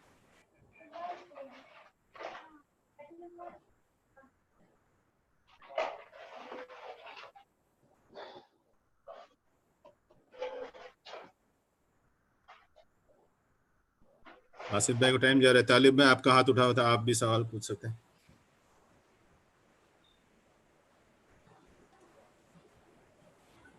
جب تک کہ ٹائم جا رہا ہے، مجیب بھائی اوور ٹو یو یوٹیوب۔ السلام علیکم ورحمۃ اللہ وبرکاتہ۔ میری آواز ٹھیک ٹھاک آ رہی ہے؟ ٹھیک آ رہی ہے، تھوڑی لو ہے بس۔ میں نے ٹھیک ہے آپ بولیے۔ جزاک اللہ خیرن و احسن الجزا فضل شیخ شمیم احمد حفظہ اللہ، جنہوں نے آج واقعی ہمیں بہت ساری ایسی باتیں بتائی اسلامی سال اور مہینوں کے بابت کہ ایسا لگتا ہے کہ آج ہی یہ ہم نے سنا ہے، آج ہی ہمیں پتہ چلا ہے۔ شیخ سوال جواب تو آئیں گے بہت سارے، اور ہمارے پاس میں پہلا یوٹیوب پہ جو سوال ہے وہ سال اور مہینے کے نسبت سے نہیں ہے، اور امید ہے کہ جو بھی ہمارے ہاتھ اٹھا رہے ہیں زیادہ تر آپ کوشش کریں سال اور مہینے کے بابت سوال پوچھیں۔ ابھی جو آنے والا سال ہے، آنے والا مہینہ ہے محرم، اس کے بارے میں پوچھے، یا ابھی جو حج چل رہا ہے اس کے بارے میں پوچھے تو بہتر ہوگا انشاءاللہ، یا آپ کوئی بھی مہینے کے بارے میں پوچھے جس میں آپ کو کوئی چیز نے روکا ہو, کسی لوگوں نے روکا ہو اور کسی لوگوں نے کہا ہو کہ یہ کرنا چاہیے, انشاءاللہ اس کا تسلی بخش قرآن اور صحیح احادیث کی روشنی میں شیخ محترم ہمیں جواب دیں گے. شیخ سوال آیا ہے, حالانکہ یہ بہت آسان سا سوال ہے. ہمارے جے ہند جے مہاراشٹر نے سوال پوچھا ہے, اللہ نے بیٹی سے نوازا لیکن لاک ڈاؤن کی وجہ سے 7ویں دن عقیقہ نہیں کر سکا کیونکہ میں یہاں گلف میں ہوں اور گھر پر ساری عورتیں ہیں اور اس کے بعد بھی نہیں کٹوا سکتا کیونکہ سالون بند ہے, حل کیا؟ میں شیخ تھوڑا سا بولنا پسند کروں گا, جواب آپ دیجیے گا. ہمارے جے ہند جے مہاراشٹر, مجھے بال کٹوانے تھے تو میں نے وہ لیا مشین اور بیٹی کے ہاتھ میں دیا, بیٹی نے میرے بال کاٹے. اور آج کل بہت ہی مشہور ہو گیا ہے کہ ہماری ساری بیویاں نے گھر میں ہی سالون کھولا ہے, شوہر سے لے کر بچوں بیٹوں تک کی جو ہے نا وہ جو ہے نا بالکل ماشاءاللہ شیونگ کرتی ہے. تو کہ یہ تو ہماری بھابھی بھی کر سکتی تھی. جزاک اللہ. شیخ آپ سوال. ہاں نہیں کرنا چاہیے عورتوں کو, نہیں مرد نہیں ہے تو عورتیں جو ہے کم سے کم بال تو صاف کر دینا چاہیے. بال تو صاف کر سکتے ہیں, اس میں تو کوئی ضروری نہیں کہ سیلون میں جائیں تبھی بال صاف ہو, گھر میں بھی بال صاف ہو سکتا ہے اور ہوتا ہے, کرتے ہیں لوگ جو ہے گھر ہی میں کرتے ہیں بچوں کے جو ہے بالوں کو صاف. تو گھر میں عورتوں کو کر لینا چاہیے, اس کو نہیں چھوڑنا چاہیے. 7 دن سے زیادہ بال زیادہ نہیں چھوڑنا چاہیے کیونکہ اس کو اذا کا ہے, امیت عنہ الاذى. اللہ کے نبی صلی اللہ علیہ وسلم نے فرمایا امیت عنہ الاذى, یعنی اس کے سر سے اذا کو, اذیت کو دور کرو. یہ اذا ہے, گندی چیز ہے جو ہے, اس کو دور کرنا چاہیے انسان کو. رہا معاملہ عقیقہ کو, اگر عقیقہ کرنے والا کوئی نہیں تو آپ یہاں تھے, یہاں کر ڈالتے عقیقہ, دوستوں کو کھلا دیتے. آپ یہاں تھے خلیج میں تو خلیج میں عقیقہ کر لیتے, یہاں تو عقیقے ہو رہے تھے. یہاں تو ماشاءاللہ قطر میں تو کوئی پابندی ایسی نہیں تھی, عقیقہ لوگ کرتے تھے, چل رہا تھا معاملہ, یہی کر ڈالتے. بہرحال جب 7واں دن گزر گیا ہے تو جلد سے جلد جب موقع ملے تو انسان کو عقیقہ کر لینا چاہیے. جب بھی موقع ملے عقیقہ کر لیجیے. اس کے بعد کوئی تعین نہیں, 7ویں دن کے بعد کوئی تعین نہیں ہے. جب موقع ملے جلد سے جلد اللہ کا شکر, کیونکہ عقیقہ یہ شکرانہ ہے. عقیقہ یہ شکرانہ ہے رب العالمین کا بچے کے عطیے پر, تو اس کو جلد سے جلد اللہ کا شکریہ ادا کرنا چاہیے. اس سے بچے کی نشو و نما پر متاثر ہوتی ہے, اس سے بچے کی نشو و نما پر اثر پڑتا ہے, کیونکہ الولد مرہون بعقیقتہ, اللہ کے رسول صلی اللہ علیہ وسلم کی حدیث کی, بچہ عقیقے کے عوض رہن پر رکھا رہتا ہے. جیسے رہن میں مال پھنسا رہتا ہے انسان کا, تو جو ہے عقیقے کی وجہ سے بچہ رہن پر ہوتا ہے. اس لیے جلد سے جلد جتنی جلدی ہو سکے عقیقہ کرنے کی انسان کو کوشش کرنی چاہیے. اگر استطاعت اللہ نے دی ہے تو جلد سے جلد عقیقہ کرنے کی ہمیں کوشش کرنی چاہیے. اللہ ہم سب کو اس کی توفیق عطا فرمائے. جزاک اللہ خیرن. یہ بنت سید کا ہاتھ اٹھا ہوا ہے, آپ سوال پوچھ سکتے ہیں. وہ بنت سید ہے ہمارے سمیر بھائی. میں سمجھتا ہوں جو بھی ہماری محترمہ ہمارے اس مجلس میں شامل ہے وہ ٹیکسٹ میں سوال پوچھیے گا. باقی جو مرد حضرات ہیں وہ بالکل ہاتھ اٹھا کر مائک لے کر سوال پوچھ سکتے ہیں. جزاک اللہ. جی یہاں پہ جب تک کہ دوسرا سوال آتا ہے, سوال ہے کہ کیا انٹرسٹ کا پیسہ جو ہے, سود کا پیسہ, وہ اپنے ہی ضرورت مند بھائی بہن یا کوئی قریبی رشتہ دار کو دے سکتے ہیں؟ دیکھیے سود کا پیسہ اپنے اوپر, اپنے بال بچوں پر تو ہرگز خرچ نہیں کر سکتے. جن کی کفالت آپ کے ذمے ہے, جن کے اخراجات آپ کے ذمے ہیں, ان کو سود کی رقم آپ نہیں دے سکتے. اس کے علاوہ کوشش یہ ہونی چاہیے کہ ایسے لوگوں کو دیں جن سے کوئی واسطہ آپ کا نہ, ایسے لوگوں کو دیں جن سے کوئی واسطہ آپ کا نہ ہو, ان لوگوں کو دیں. زیادہ سے زیادہ اس بات کی کوشش کرنی چاہیے تاکہ ذرا بھی کوئی اپنے نفس کے اندر وہ نہ آنے پائے, جو ہے اس کا شائبہ تک نہ پہنچنے پائے. تو بہرحال اپنے اوپر اور اپنے بال بچوں پر جن کی کفالت آپ کے ذمے ہے شرعاً, ان کو نہیں دے سکتے, ان کے علاوہ دوسروں کو دے سکتے ہیں. بھائی ایک بات میں بتانا چاہوں گا ہمارے ناظرین اکرام کو کہ ہمارے ملک میں اکاؤنٹ کے 2 سسٹم ہوتے ہیں. ایک سیونگ اور ایک کرنٹ. سیونگ اکاؤنٹ میں آپ کو سود در سود ملتے رہتا ہے، لیکن شاید کہ کرنٹ اکاؤنٹ میں سود نہیں ملتا ہے. شاید نہیں، بالکل صحیح ہے. نہیں کرنٹ ملتا اکاؤنٹ ہوتا ہے غیر سودی اکاؤنٹ. جی جزاک اللہ. تو اگر ہم واقعی مجبور ہیں ہماری سیفٹی سیکیورٹی پیسوں کو بینک میں رکھنے کے لیے، تو ہم آپ کو سب کو مشورہ دیں گے ناظرین اکرام ہمارے اس اسپیشل فرائیڈے دروس کے ذریعے کہ آپ اپنا اکاؤنٹ سیونگ والا بند کر دیں اور کرنٹ والا اکاؤنٹ کھولیں اگر آپ مجبور ہیں، تاکہ آپ کو سود لینا ہی نہ پڑے. شیخ اب میرا سوال ہے کہ میں نے ایک اور اسلامک اسکالر کو سنا کہ انہوں نے کہا کہ جیسے ہی آپ نے سود کا پیسہ ہاتھ میں لیا، چاہے آپ کے لیے نہیں کسی اور کے لیے بھی لیا آپ نے، تو بولے آپ نے وہ سود کا پیسہ ہاتھ میں لیا تو آپ بھی اس کے اندر جو ہے نا اس کے کیا بولتے ہیں ہیلتھ کے اندر شامل ہو جاتے ہیں. اس پہ روشنی ڈالی. دیکھیے، جہاں تک معاملہ سود کا ہے اس کی حرمت مسلم. احل اللہ البیع وحرم الربا. اللہ نے تجارت کو حلال کیا ہے، سود کو حرام کیا. وہ حرام ہے، اس کا لینا بھی جرم ہے، دینا بھی جرم ہے. لعن رسول اللہ صلی اللہ علیہ وسلم آکل الربا وموکلہ وکاتبہ وشاہدیہ وقال ہم سوا. اللہ کے نبی صلی اللہ علیہ وسلم نے سود لینے والے، دینے والے اور گواہی دینے والے، لکھنے والے سب پر لعنت بھیجی اور کہا یہ سب برابر کے مجرم. تو اس میں کوئی شک نہیں کہ سود حرام ہے، اس کا لینا حرام ہے، دینا حرام ہے، گواہی دینا حرام ہے، لکھنا حرام ہے، ایسے شعبے میں کام کرنا حرام ہے. لیکن مسئلہ یہ ہے کہ جو ہے اگر آپ سود اولاً تو معاملہ کرتے ہوئے اس کا خیال رکھنا چاہیے، جیسے کہ ہمارے مجیب بھائی نے رہنمائی کی آپ کی کہ جب آپ جائیں بینک میں اکاؤنٹ کھلانے کے لیے تو وہاں پہلے مطالبہ کریں کرنٹ اکاؤنٹ کا کہ بھائی ہم کرنٹ اکاؤنٹ کھلانا چاہتے ہیں.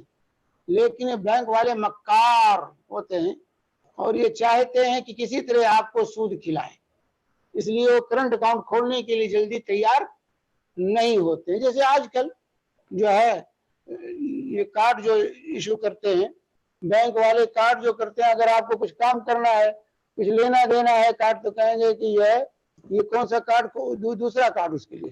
عام بینک کا کارڈ نہیں کام کرے گا.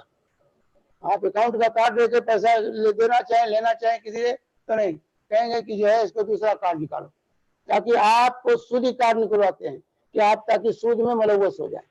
تو بہرحال جہاں تک ہو سکے کوشش ہونی چاہیے کہ کرنٹ اکاؤنٹ کھلائیں.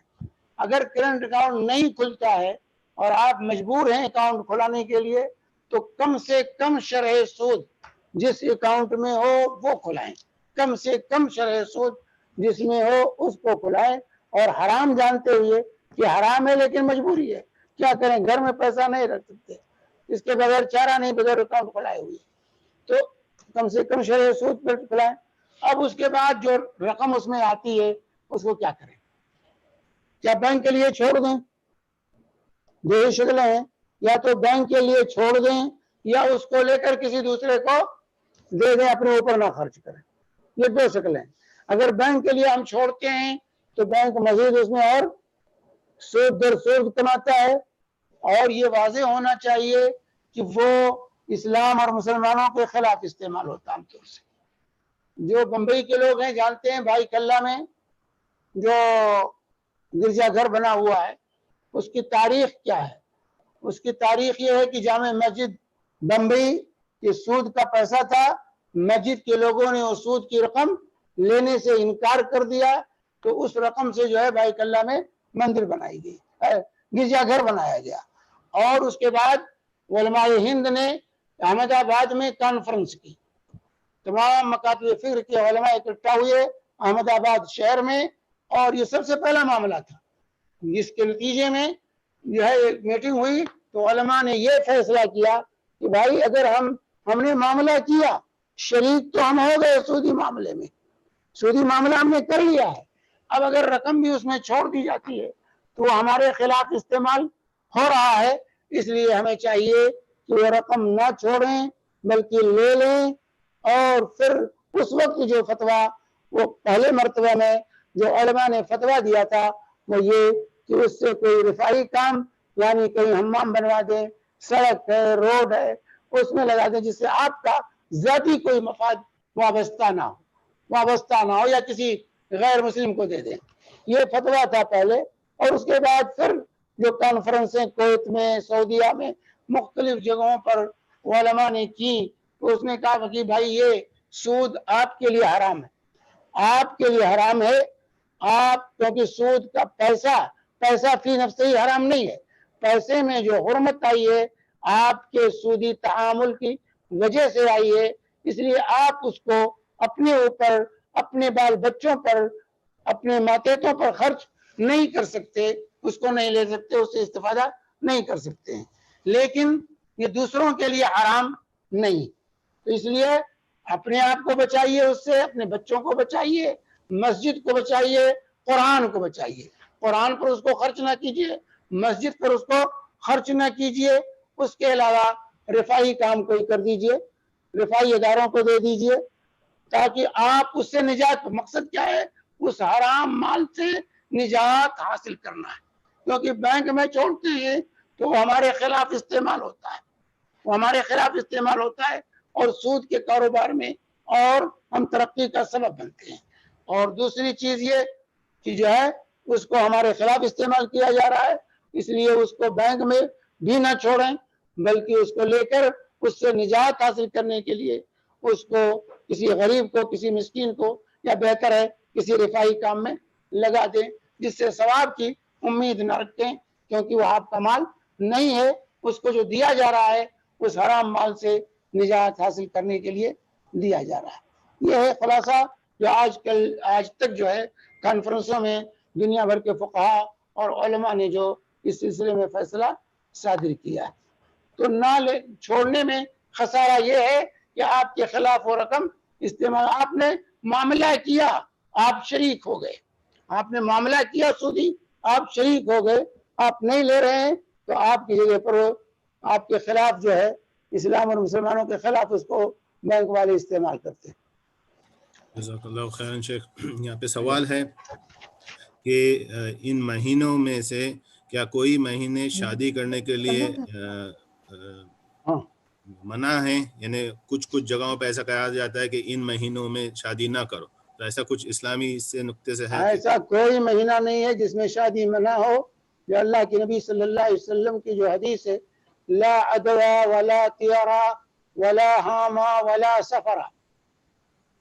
اللہ کے نبی صلی اللہ علیہ وسلم نے فرمایا بیماری خود بخود کسی کو نہیں لگتی ہے جب تک اللہ کا حکم نہ ہو. بیماری متعدی نہیں ہوتی ہے، جبکہ آج کرونا کا جو ہے ہوا سب پر کھڑا ہے. لا عدوا بیماری خود بخود نہیں لگتی جب تک اللہ کا حکم ہے. ولا طیرا بدشگونی حرام ہے، برا شگون لینا جائز نہیں ہے. ولا حاما اور الو کے بارے میں جو عقیدہ ہے بدشگونی کا کہ جس کے گھر پہ الو بیٹھ جائے موت کی خبر لے کے آتا ہے، یہ بھی بے بنیاد چیز ہے. ولا سفرا اور سفر کے مہینے کو جو منحوس سمجھا جاتا ہے یہ بھی غلط. سفر کے مہینے کو لوگ منحوس سمجھتے تھے جاہلیت میں، تو اللہ کے نبی صلی اللہ علیہ وسلم نے اس کے نفی فرمائی کہ سفر کا مہینہ منحوس نہیں ہے. اور آج بھی ہندوؤں کے یہاں تیرا تیزی اور اس طرح کی چیزیں سفر کے مہینے کے بارے میں استعمال ہوتی ہیں. تو مہینہ کوئی منحوس نہیں، تاریخ کوئی منحوس نہیں. کسی مہینے میں کی شادی نہ کر، جیسے اب محرم کا مہینہ آ رہا ہے، جو تشیع زدہ لوگ ہیں، جو شیعیت سے، رافضیت سے جو لوگ متاثر ہیں، گرچہ اپنے آپ کو سنی کہہ رہے ہوں، وہ بھی شادی نہیں کرتے. کہتے محرم کا مہینہ غم کا مہینہ، محرم کا مہینہ یہ غم کا مہینہ، اس میں شادی نہیں جائز ہے. تو یہ سب غلط چیز ہے، بے بنیاد چیز ہے. یہ اپنی طرف سے شریعت سازی ہے. ام لہم شرکاء شرعوا لهم من الدین ما لم یأذن به اللہ. کیا لوگوں نے ایسے شرکا مقرر کر دیے ہیں جو ان کے لیے دین کے اصول اور ضابطے وضع کرتے ہیں جس کی اجازت اللہ تعالیٰ نے کسی کو نہیں دی. تو بہرحال کوئی مہینہ کوئی گھڑی منحوس نہیں. چنانچہ شوال کے مہینے میں کے سلسلے میں حضرت عائشہ صدیقہ رضی اللہ تعالیٰ عنہ کہتی ہیں، کیونکہ جاہلیت میں شوال کے مہینے کو بھی لوگ منحوس کہتے تھے، تو حضرت عائشہ نے کہا مجھ سے زیادہ خوش نصیب کون ہے؟ میری شادی بھی شوال میں ہوئی، رخصتی بھی میری شوال میں ہوئی، مجھ سے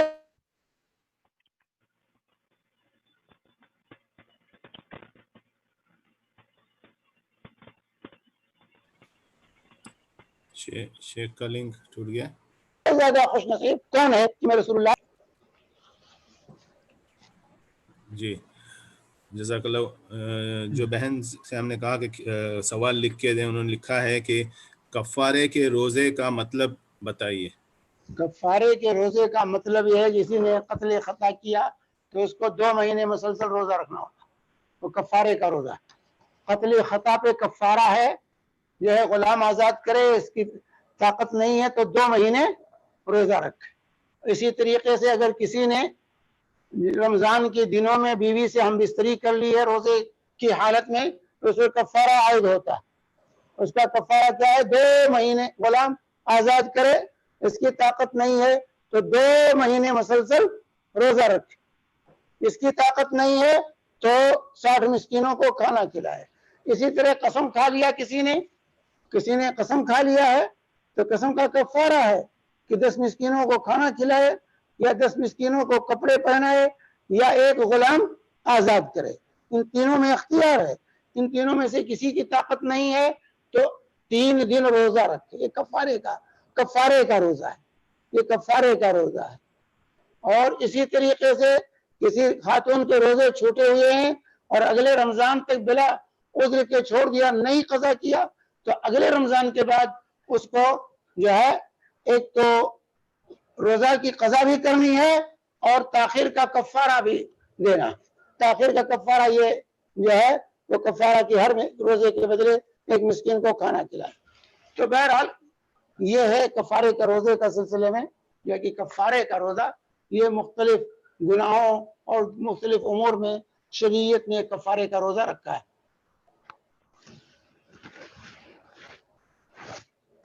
जी अस्सलाम वालेकुम शेख, मेरे पास यूट्यूब पर 1-2 सवालात हैं और उसी तरह जूम पर मोहतरमा के सवाल के बाद भी 1-2 सवालात है टेक्स्ट में। इंशाल्लाह उसको हमारे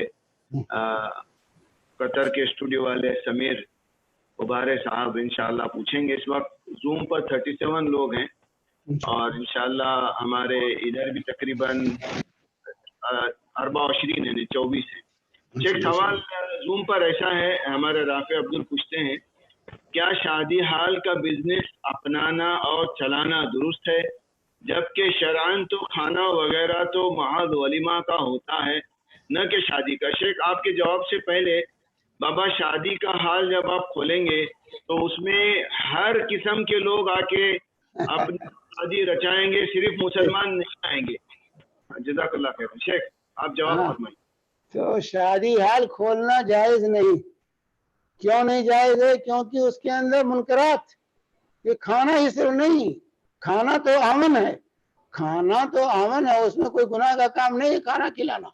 लेकिन जो मामला है नाच गाने, पुरवानियत, फहाशी, बेहयाई और गैर चीज की रस्में सब वहां पे होंगी।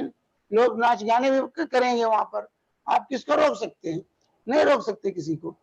तो इसलिए यह शादी हाल खोलना ये जायज असलन नहीं है, क्योंकि मा युअद्दी इला हराम फहुव हराम, जो हराम तक पहुंचाए वो हराम है, जो चीज हराम तक पहुंचाए वो चीज हराम हुआ करती है। तो शादी हाल एक मुसलमान नहीं खोल सकता। हाँ, इल्ला है कि अगर वो खोल करके ये एहतमाम करता है कि सिर्फ ये हमारे हाल के अंदर सिर्फ जायज तरीके से रस्म होगा, शादी होगी, हम जो है गैर शरई काम नहीं होने देंगे। अगर ये उसूल, ये ज़ाब्ते की पाबंदी वो करता है कि गैर शरई काम हम यहाँ नाच गाने नहीं होने देंगे, बेहयाई नहीं होने देंगे, उरियानियत नहीं होने देंगे और इस तरह से गैर शरई रस्में नहीं होने देंगे, तो अगर इसकी पाबंदी कर सकता है, और आज के दौर में इसकी पाबंदी नामुमकिन है, इसकी पाबंदी नामुमकिन है। इसलिए बेहतर यही है कि ये फिक्र करें ही ना, शादी हाल खोलने की कोशिश न करें, क्योंकि आप कायम नहीं रह सकते हैं पैसे के खातिर। आप कहेंगे ये भी चलता है, फिर फतवे मंगाना शुरू करेंगे, फिर हर कसो नाकस का फतवा नाफिज। नहीं, फराम अली साहब ने कहा है कि ये जायज है, तो इसलिए बेहतर ये है कि इस शर को शुरू ही में बंद कर दिया जाए। जज़ाकल्लाह खैरन। तालिब साहब का हाथ काफ़ी टाइम से उठा हुआ है, आप सवाल कर सकते हैं। अस्सलाम वालेकुम रहमतुल्लाहि व बरकातहू। शेख साहब वालेकुम अस्सलाम रहमतुल्लाहि व बरकातहू। شیخ صاحب مجھے کسی نے سوال پوچھا کہ قرآن کے 5 حق کیا ہے وہ بتائے، تو شیخ صاحب اس کا کوئی جواب کیا دیتے ہیں؟ قرآن کا 5 حق کیا ہے بتائیں؟ ہاں بھائی قرآن کا حق یہ ہے کہ آپ اس پر ایمان لائیں کہ اللہ کا کلام ہے. سب سے پہلا حق قرآن کا کہ اس کو کلام الہی ہونے پر ایمان لائیں کہ اللہ رب العالمین کا کلام ہے، جو اللہ تعالیٰ نے اپنے نبی جناب محمد الرسول اللہ صلی اللہ علیہ وسلم پر انسانیت کی ہدایت کے لیے نازل کیا. پہلا حق. دوسرا حق یہ ہے کہ اس کو پڑھیں، اس کو پڑھنا سیکھیں. دوسرا حق ہے کہ اس کو پڑھنا سیکھیں. تیسرا حق ہے کہ اس کو سمجھیں. چوتھا حق ہے کہ اس پر عمل کریں. پانچواں حق ہے کہ اس کی تکریم اور تعظیم کو پہچانیں، اس کی تعظیم کریں، اس کی بے حرمتی سے اس کو بچائیں. یہ پانچوں حق ہیں قرآن پاک کے. جی جزاک اللہ خیر شیخ صاحب. آصف بھائی آپ کا ہاتھ اٹھا ہوا ہے، آپ سوال کر سکتے ہیں. آصف شیخ. السلام علیکم. وعلیکم السلام ورحمۃ اللہ. جی ایک صاحب کا سوال ہے شیخ صاحب، جو آپ کو 2 اعتبار سے جواب چاہیے اس کے، کہ ابھی لاک ڈاؤن کی حالت میں اور لاک ڈاؤن ختم ہونے کے بعد کی حالت میں ان کو پوچھنا یہ ہے کہ ابھی لاک ڈاؤن کی حالت میں اگر سمجھے اذان سنائی نہیں دیتی ہے اور نماز پڑھنا ہے تو کیا وہ اول وقت میں پڑھ سکتے ہیں، جو یہاں پہ جو جس طرح کا چلتا ہے سلسلہ وہ انڈیا میں؟ آپ کے پاس کیلنڈر ہے، اس کو رکھیے اور اس میں نماز کے اوقات لکھے ہوئے. اذان سننا شرط نہیں ہے نماز کے لیے، جیسے وقت ہو جائے اس پہ آپ نماز پڑھیے.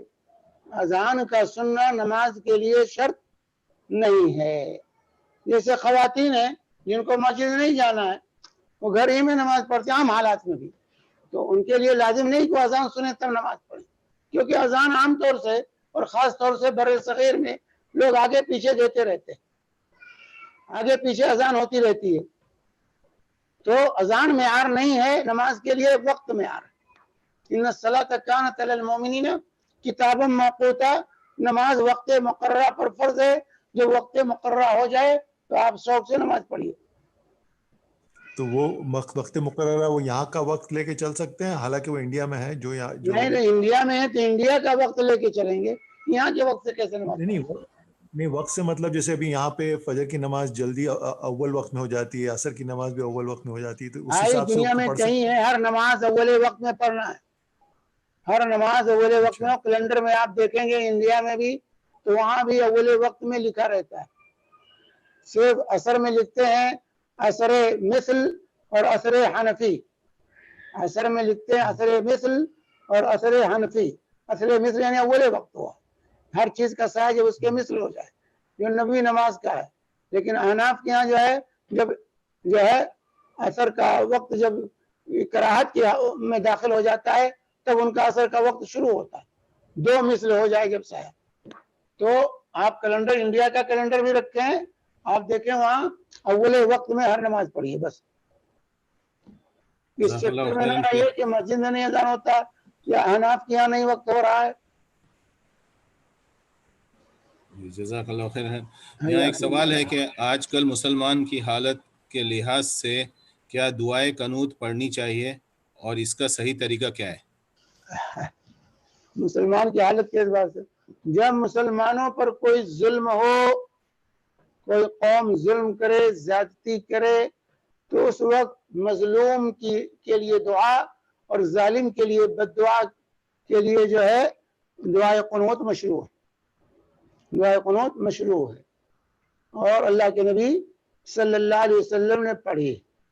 تو یہ جو ہے اس کا اہتمام ائمہ مساجد کو انفرادی نہیں ہونا چاہیے، اجتماعی ہونا چاہیے.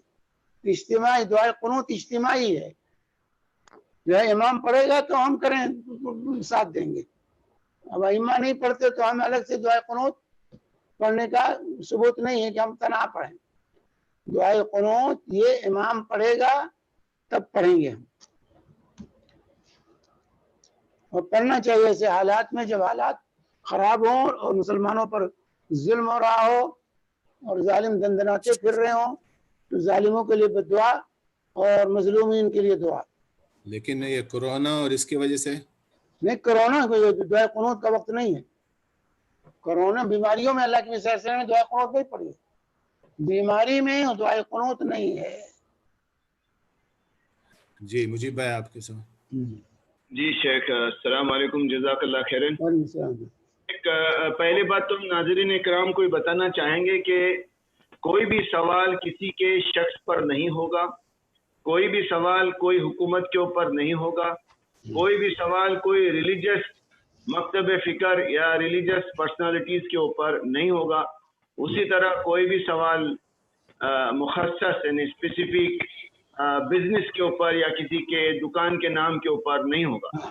एक सवाल है, मैं नाम को हटा के सवाल पूछना पसंद करूंगा, क्या ऐसा बिजनेस करना दुरुस्त है जिसमें चाहे मुर्गी हो चाहे कोई भी वहाँ का जो खाने पीने का सामान दिया जाता है वो उसकी मशकूक नौइयत होती हो या तसव्वुर की जाती हो, कोई भी दुकान, कोई भी रेस्टोरेंट, कोई भी आउटलेट, और क्या हम ऐसे किस्म के आउटलेट खोल सकते हैं और क्या हम इनके साथ बिजनेस कर सकते हैं? क्या हम डिस्पोजेबल प्लेट जो होता है ना प्लास्टिक का, उसमें खाना भी और उसका बिजनेस करना भी जो है दुरुस्त है, क्योंकि ये इसराफ को तकलीफ तो नहीं देता? इतने सारे सवाल हमारे राफे अब्दुल के, और राफे अब्दुल साहब अभी हम समझ रहे कि आपके काफी सारे सवाल हो गए, ताकि हम अब दूसरों को मौका दें। जी शेख। देखिए, जब आप कह रहे हैं मशकूक, अगर आपको शक है, आपके सामने वाज़ेह नहीं है उसकी हिल्लत और उसका जवाज, तो आपको उससे दूर रहना है। अल्लाह के नबी सल्लल्लाहु अलैहि वसल्लम की हदीस है बुखारी मुस्लिम की, अल हलाल बय्यिन वल हराम बय्यिन व बैनहुमा उमूर मुश्तबिहात ला यअलमुहुन्ना कसीरुम मिनन नास फमन इत्तqa शुबहात फक़द इस्तबरा लिदीनिही व इर्दिही वमन वक़अ फ़ी शुबहात वक़अ फ़िल हराम कर्राई यरआ हौलल हिमा युशिकु अन यरतअ फ़ीह। अल्लाह के नबी फरमाते हैं कि हलाल भी वाज़ेह है, हराम भी वाज़ेह है, लेकिन कुछ चीज़ें ऐसी हैं कि अक्सर लोग उसकी हिल्लत और हुर्मत नहीं समझ पाते हैं, उनको शुबह हो जाता है। तो ऐसी सूरत में जो लोग शुबह वाली चीज़ों से अपने आप को बचा लेते हैं, वो अपनी इज्जत को भी बचा लेते हैं, अपने दीन को भी बचा लेते हैं, और जो लोग शुबह वाली चीज़ों में वाक़े हो जाते हैं तो है वो हराम में वाक़े होते हैं। और फिर आपने मिसाल दी कि जैसे कोई चरवाहा अपने रेवड़ को किसी ममनू इलाके में लेके जाता है, चरागाह के करीब चराता है, तो कितना भी एहतियात करे, लपक झपक के उसके रेवड़ के जानवर जो है उस बाग में चल लेते हैं। तो हराम, जब मुश्तबा चीज़ों को आप इस्तेमाल करेंगे तो हराम में वाक़े होने का खतरा है। तो अगर आपके लिए कोई चीज़ मुश्तबा है तो हरगिज़ उसको इस्तेमाल ना कीजिए, उसमें दाखिल ना होइए, लेकिन आप फतवा अदम जवाज का मत दीजिए लोगों के कि उसका कारोबार हराम है, जब तक कि आपके सामने उसकी हिल्लत या हुर्मत वाज़ेह ना हो जाए। आपको शुबह है, आप उसमें मत शरीक होइए, दूर रहिए, मत खाइए, दूर रहिए, ये लाजिम है आप पर। लेकिन आप फतवा देना है तो पहले तहकीक कीजिए, और तहकीक करने के बाद फिर हिल्लत या हुर्मत का फतवा दिया जाएगा। किसी को हलाल कहने के लिए, किसी चीज़ को हराम कहने के लिए दलील चाहिए, तहकीक चाहिए, बगैर तहकीक के किसी पर हम फतवा नहीं लगाएंगे। लेकिन आप अपनी हद तक, आपको शुबह है तो आप हरगिज़ उसमें शरीक ना होइए, मत हिस्सा लीजिए जब तक कि उसका कज़िया आपके लिए वाज़ेह ना हो जाए। जज़ा हमारे कतर के स्टूडियो और हमारे शेख मोहतरम और नाज़रीन इकराम को इत्तला दी जाती है कि अब सिर्फ 6 मिनट बचे हैं। जी आज के शेख आपके जवाब थोड़े शॉर्ट कीजिए ताकि मैं 2-3 सवाल और कंप्लीट करूं। आज के मौजू पे एक सवाल आया हुआ है कि ये जो 4 महीने हुर्मत वाले हैं तो उसमें हमारे अमाल या हमारे एक्शन क्या होना चाहिए? उस महीनों का एहतराम, फला तज़लिमू फ़ीहिन्ना अनफुसकुम, उन महीनों में अपने नफ्सों पर जुल्म न करो, यानी गुनाह को से बचने की कोशिश करो, क्योंकि उनका एहतराम लाजिम है। अगर उनकी बेहुरमती होगी, गुनाह करेंगे तो बेहुरमती होगी, और जब बेहुरमती होगी तो अल्लाह की पकड़ सख्त होगी। जैसे एक शख्स जो है मस्जिद से बाहर शराब पीता है, एक शख्स मस्जिद में बैठ के शराब पीता है, दोनों हराम है, लेकिन मस्जिद में शराब पीने वाले का जुर्म बड़ा हुआ हो संगीन है, क्योंकि वो एक तरफ हराम का इर्तिकाब कर रहा है और दूसरी तरफ मस्जिद की बेहुरमती कर रहा है। इसी तरह इन महीनों में हर महीने में गुनाह हराम है, लेकिन इन महीनों में अगर आप गुनाह का इर्तिकाब करते हैं तो वो संगीन जुर्म है, क्योंकि इन महीनों की हुर्मत उससे पामाल होगी। जी जज़ाकल्लाह खैरन। शेख यहाँ पे एक सवाल है कि हमारे यहाँ रजब के खीर और दूसरे महीने में मीठा बनाया जाता है जिस पे फातिहा दी जाती है, क्या इन सब चीज़ों को ये बिदअत, ये रजब की खीर, रजब के कूडे, ये बिदअत है और ये जो है रस्म है रवाफिज की। ये रवाफिज से, शियों से सुन्नियों ने सीखा है, ये वाज़ेह होना है। रजब के कूडे और रजब की खीर जो राइज है ये शियों की रस्म है और इसको जो है सुन्नियों ने शियों से अख्ज़ किया। तो रजब जाफर सादिक के कूडों के नाम से ये मनाई जाती है, हालांकि ये जश्न है और खुशी है अमीर माविया रज़ी अल्लाह ताला अन्हु की वफात पर अहले रफ्ज़ और तशय्युअ खुशी मनाते हैं।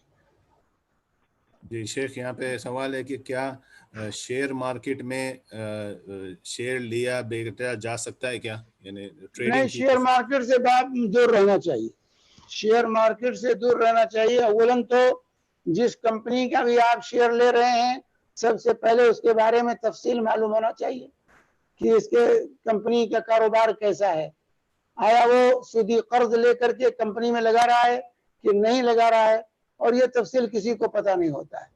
और फिर शेयर मार्केट में तो बिल्कुल खेला जाता है, आमतौर से लोग उसकी हकीकत को समझ में नहीं पाते कि मिनटों में चढ़ता है, मिनटों में उतरता है। अभी कंपनी शुरू ही नहीं हुई और उसकी कीमत बढ़ती जाती है, कंपनी शुरू नहीं हुई कीमत घटती जाती है। तो बहरहाल उससे दूर रहना बेहतर। जज़ाकल्लाह खैर। शेख यहाँ पे सवाल है कि अल्लाह ताला के 99 नाम की जो फजीलत है क्या वो सुबह शाम के अस्कार में पढ़ा जा सकता है या उसकी क्या फजीलत है? देखिए उसकी फजीलत है वलिल्लाहि तिस्ऊन व तिस्ऊन इस्मन नंबर 4 का मन अहसाहा दखलल जन्नह, कि अल्लाह के 99 नाम हैं ऐसे हैं जिनको अगर कोई उसका एहसा कर ले तो जन्नत में दाखिल होगा। ये फजीलत है उसकी, यानी अल्लाह के नामों में 99 नाम ऐसे हैं कि उसको अव्वलन उन नामों को याद करना, सानियन उसके मुताबिक अपने अकीदे को ढालना, उन सिफात से अल्लाह तबारक तआला को मुत्तसिम मानना और उसके तकाजे को पूरा करना। अगर ये चीजें हैं फिर अपनी दुआओं में उन नामों के जरिए अल्लाह से दुआ करना। वलिल्लाहि अस्माउल हुस्ना फदऊहु बिहा, अल्लाह के अच्छे नाम है, उन नामों से अल्लाह से दुआ करो। अगर ये कैफियत है तो इंशाअल्लाह वो सब जन्नती। ये शेख यहाँ पे सवाल है कि क्या अकीका और बाल काटना 7वें दिन ही करना चाहिए या उससे पहले कर सकते हैं? अगर कोई 7वें दिन अल्लाह के वसल्लम ने अकीका और उसके लिए 7वां दिन मुकर्रर किया, तो सुन्नत है 7वें दिन। एक दिन एक 7वें दिन एक चीज की और 14वें दिन दूसरी चीज की, तो क्या उसका कुछ जवाज? अब वो ताखीर हो गई, ताखीर हुई हो जाएगा, लेकिन ताखीर सुन्नत ये है कि 7वें दिन हो, दोनों बाल का साफ करना और अकीका 7वें दिन हो। अगर ताखीर हुई तो ताखीर हो गई, बस उसी मतलब ये नहीं कहेंगे कि वो गुनहगार हो गया है। जानबूझकर मुअख्खर नहीं करना चाहिए, किसी वजह से ताखीर हो जाए कोई बात नहीं। जी इससे पहले कि मुजीब भाई रुके, मैं लास्ट सवाल ले लूं। क्या मेरे पास एक दुकान किराए पे है, क्या मैं उसको सैलून के लिए, बाल कटवाने के लिए दे सकता हूं जिसके पास दोनों? नहीं दे सकते, सैलून के लिए नहीं दे सकते। आपको दुकान मकान किराए पर देने के लिए ये सोचना होगा इसमें क्या काम किया जाएगा। अगर हराम काम उसमें अंजाम पा रहा है तो आप उनके शरीक हैं हराम काम में। सैलून के लिए देते हैं तो दाढ़ियां जो साफ होंगी, उल्टे सीधे जो बाल बनेंगे, आप भी उस गुनाह में शरीक होंगे। जी मुजीब भाई आपके सवाल अभी। जी सवालात तो मेरे पास में भी ऐसी जल्दी वाले हैं जो मैं पूछूंगा, लेकिन आज के दर्स के निस्बत से 2 सवाल है। पहला सवाल, नए साल की दुआ और नए साल की मुबारकबाद पर रोशनी डाली। नए साल की कोई मखसूस दुआ अल्लाह के नबी सल्लल्लाहु अलैहि वसल्लम ने सिखाई है और न ही मखसूस जो है मुबारकबादी का पैगाम दिया है आपने, और न खुलफाए राशिदीन ने اور نہ صحابہ نے. یہ دونوں چیزیں دور حاضر کی ایجاد ہے. ہاں ہر مہینے کی پر رویت ہلال کی دعا, جو رویت ہلال کی دعا ہے, ہمارے کچھ بھائی اپنا مجلس گرمانے کے لیے کچھ لوگوں نے اس کو کہا یہ نئے سال کی دعا ہے. وہ نئے سال کی نہیں ہے, نئے چاند کی دعا. وہ نئے چاند کی دعا ہے جس کو نئے سال کی دعا کہہ کر کے لوگ عام کر رہے ہیں. جب بھی چاند دیکھیں, جس مہینے میں بھی اس چاند دیکھنے کی دعا ہمیں پڑھنی ہے. تو اس کے لیے نہ مخصوص کوئی دعا ہے اور نہ ہی کوئی مبارکبادی کا پیغام ہے. جزاک اللہ خیر. سر ایجاد ہے. جزاک اللہ خیر و احسن الجزا. شیخ آپ, میرا جو دوسرا سوال تھا وہ آپ نے جواب میں لے لیا, لیکن میرا دوسرا سوال اس طریقے سے ہے, نئے چاند کی دعا کون مانگے گا؟ جو نفس نفیس چاند کو دیکھتا ہے وہ, جو چاند دیکھے گا وہ دعا کرے گا. نئے چاند کی دعا وہ کرے گا جو دیکھے گا, جو نہیں دیکھتا اس کے لیے نہیں. شیخ لیکن ہم نے یہ دیکھا ہے نیا چاند دیکھنے کا اہتمام نہ 21 تاریخ سے, نہ 26 تاریخ سے, نہ آخری دن, نہ جب چاند ہوتا ہے تب دیکھا جاتا ہے, لیکن ایک دن پہلے ہی نئے چاند کی دعائیں مشہور کر کے لوگوں کو بانٹی جاتی ہے, اور دوسرے دن اور تیسرے دن بھی نئے چاند کی دعا جو ہے نا لوگوں کو فارورڈ کی جاتی ہے. یہ بدعت ہے دور حاضر کی. جو چاند دیکھے وہ چاند دیکھنے کی دعا پڑھے, یہ سنت. اس کے علاوہ دوسروں کا پڑھنا یا اس کی مبارکبادی دینا ایک دن پہلے سے ایک دن بعد تک, یہ تمام چیزیں بدعات ہیں دور حاضر کی. جی شیخ جزاک اللہ خیر. ہمارے ایک شاید رسول پاک صلی اللہ علیہ وسلم کے زمانے میں اس وقت جو ہے سنت مقرر ہوا نہیں تھا, سال مقرر ہوا ہی نہیں تھا کہ اس کی دعا آپ سکھائیں. بھائی حضرت عمر کے زمانے میں صحابہ کے اجماع و اتفاق سے یہ چیز مقرر ہوئی ہے کہ سال کب شروع ہوگا اور کون سا سال ہم مقرر کریں گے. تو یہ کہنا کہ اللہ کے رسول نے دعا سکھائی ہے سال کی, یہ غلط. جزاک اللہ خیر و احسن الجزا. شیخ غیر مسلموں کے بچوں کو ٹیوشن دینا مناسب ہے بیسک سبجیکٹ میں؟ نہیں مناسب ہے, دیجیے ان کو ٹیوشن دیجیے اور اپنی تعلیم کے ذریعے ان کو اپنا اثر ڈالے.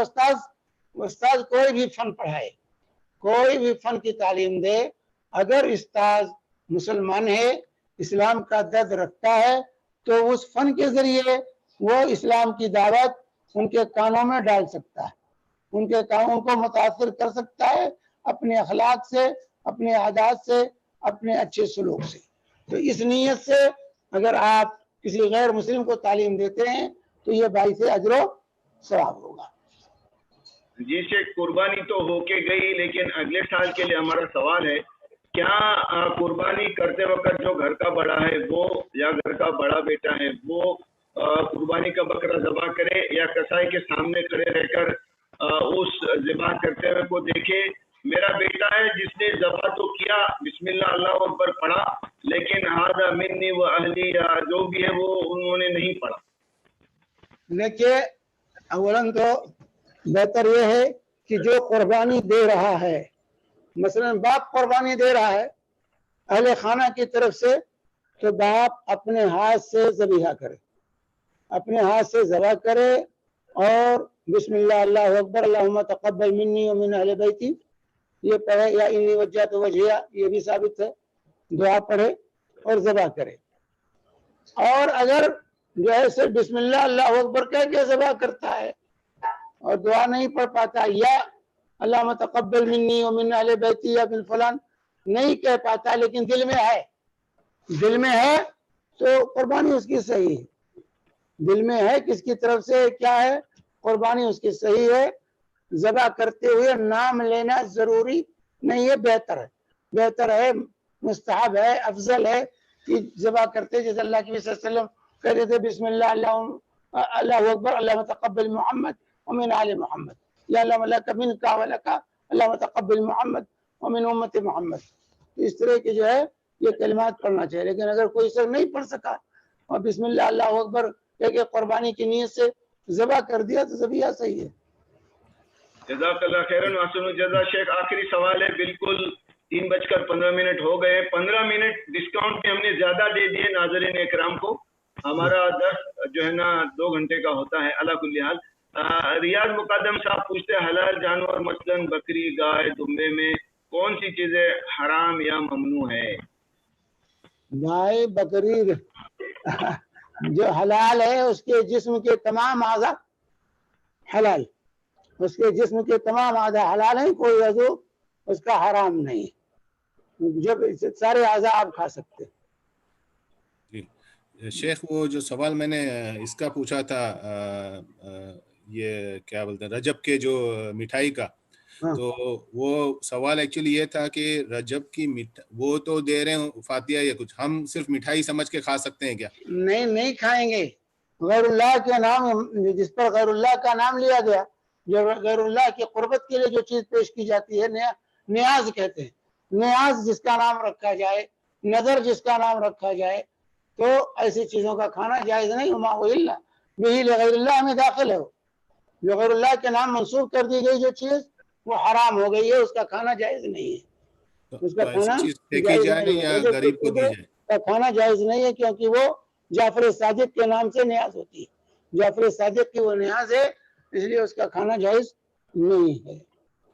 शेख ये जो सवाल था, ये हमारे मुजीब भाई का जो सवाल था कि क्या क्या चीजें हराम है, तो बकरे, दुम्बे, गाय की कोई अज़्व हराम नहीं है। आप खाना चाहते हैं खाइए। हत्ता कि खुर भी, ताया खुर जो है अल्लाह के नबी सल्लल्लाहु अलैहि वसल्लम ने फरमाया कि कोई पड़ोसन अपने पड़ोसन के तोहफे में खुर देने के लिए भी उसको भी बुरा ना जाने, वही दे दे, पकाया हो तो वही दे दे।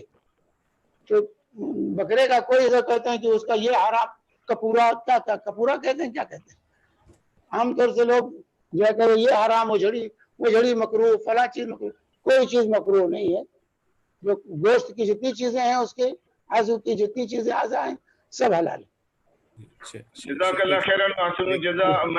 मुझे वाइंड अप करने से पहले एक सवाल बीच में रह गया था, वो आपके पास आया था लेकिन मेरे पास रीडायरेक्ट हुआ है कि अकीका एक जान पर अगर गाय में किया हो तो क्या दोबारा करना होगा?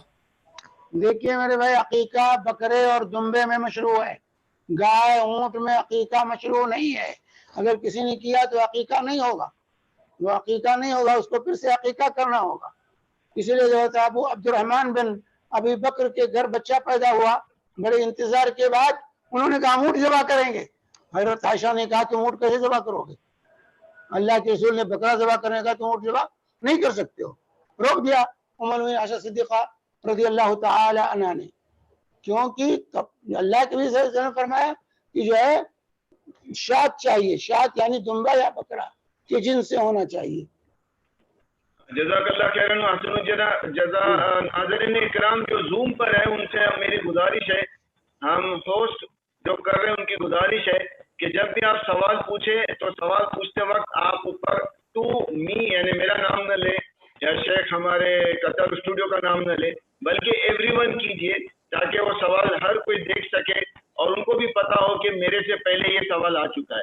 शेख गलती से मुझे 2-3 सवाल आ गए प्राइवेटली, जिसको हमारे स्टूडियो ने नहीं देख पाया, शायद कि मुझे पूछना पड़ेगा और आपसे और आगे 5 मिनट का इजाजत लेनी पड़ेगी। वो ये है कि अकीका एक जान लड़की के लिए और 2 जान लड़के के लिए करना जरूरी है। तो ये मैं इससे भी पूछ रहा हूँ क्योंकि ये हमारे यहाँ चलता है, लेकिन अगर कोई पहले गाय में हिस्से की सूरत अकीका कर चुका हो तो अब इसके लिए क्या हुक्म होगा? गाय में लड़के की तरफ से 2 बकरा या 2 दुम्बा, लड़की की तरफ से 1 बकरा या 1 दुम्बा, ये असल है। अगर किसी के पास 2 दुम्बे की, लड़के के वाले के पास 2 दुम्बे की इस्तात नहीं है और 1 ही दुम्बा या 1 ही बकरा किया तो इंशाअल्लाह उसका अकीका हो गया, इंशाअल्लाह उसका अकीका हो गया है। लेकिन 2 करना चाहिए, नहीं कर सका, इस्तात 1 ही की है तो 1 ही ज़बह कर दे, इंशाअल्लाह उसका अकीका हो जाएगा। रहा मामला गाय में किया तो गाय में अकीका नहीं है, वो उसका सदका है और उसको चाहिए कि वो बकरा या दुम्बा ज़बह करे। जज़ाकल्लाह खैरन शेख। ईद सब मिलके कुर्बानी देते हैं और सबका गोश्त मिलकर पकाते हैं, उसमें बहन ने 12 साल मरहूम माँ बाप के सिर्फ एक अलग बकरा देते हैं और उसी का गोश्त भी सबके गोश्त में मिलाकर کھاتے ہیں، ایسا جائز ہے؟ دیکھیے راجح قول جو ہے کہ میت کی طرف سے قربانی یہ مشروع نہیں ہے، میت کی طرف صدقہ ہونا چاہیے، اور جب میت کی طرف سے آپ نے صدقہ دیا ہے تو اس کو آپ گوشت کھا نہیں سکتے، وہ فقراء اور مساکین میں تقسیم کر دینا چاہیے۔ یہ میت کی طرف سے قربانی مشروع نہیں، مستقل قربانی۔ ہاں آپ اپنی قربانی میں شامل کرنا چاہتے ہیں، جیسے کوئی آپ بکرا ذبح کر رہے ہیں، آپ شامل کرنے اللہ میری طرف سے، میرے ماں باپ کی طرف سے، میرے اہل خانہ کی طرف سے، تو قبول کر لیں، تو یہ تو جائز ہے۔ لیکن مستقل قربانی میت کی طرف سے الگ سے، یا گائے کا ایک حصہ لینا یا ایک بکرا ذبح کرنا، یہ چیز ثابت نہیں ہے، اس سے احتراز لازم ہے۔ جی وہ جو سوال آیا تھا ٹیوشن کا، انہوں نے آپ کو جزاک اللہ خیر کہا ہے، میں ایسی انٹینشن ایسی نیت کے ساتھ ان کو پڑھاتی ہوں، اور زیادہ سے زیادہ کوشش کرتی ہوں کہ اپنا عمل ان بچوں کے ساتھ زیادہ اچھا رکھوں تاکہ ان کے سامنے ایک مسلم کا اچھا امپریشن آئے۔ جزاک اللہ خیر و احسن الجزا۔ جزاک اللہ خیر، جزاک اللہ خیر۔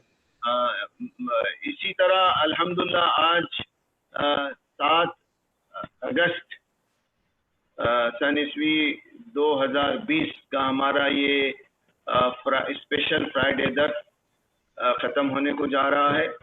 ہمارے قطر اسٹوڈیو سے ہم اجازت چاہتے ہیں اور شیخ محترم سے گزارش کرتے ہیں کہ آپ دعا کریں، اور آپ کا بہت بہت شکریہ، اللہ تعالیٰ آپ کو دے، اور ایسے ہی آپ سے ہم سب کو جو ہے نا علم حاصل کرنے کی توفیق دے۔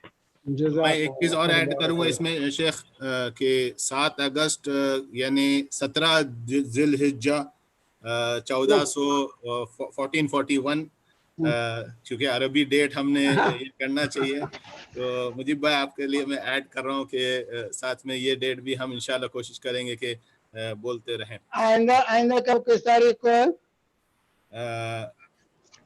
21 چاند کے بعد، چاند دکھائی دینے کے بعد۔ آئندہ جمعہ کب ہے، کون سی تاریخ؟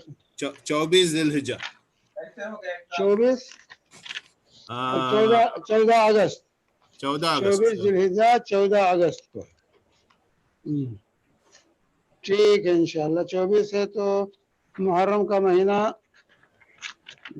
شروع ہو رہا نا، تو انشاءاللہ آئندہ جو ہے ماہ محرم اور اس کی بدعات پر گفتگو ہوگی انشاءاللہ۔ ماہ محرم، اوکے، جزاک اللہ خیر۔ جزاک اللہ خیر۔ کفارۃ المجلس۔ ٹھیک ہے، جزاکم اللہ خیر، بارک سبحانک اللہم و بحمدک نستغفرک ونتوب الیک۔ جزاک اللہ خیر۔ وعلیکم السلام ورحمۃ اللہ۔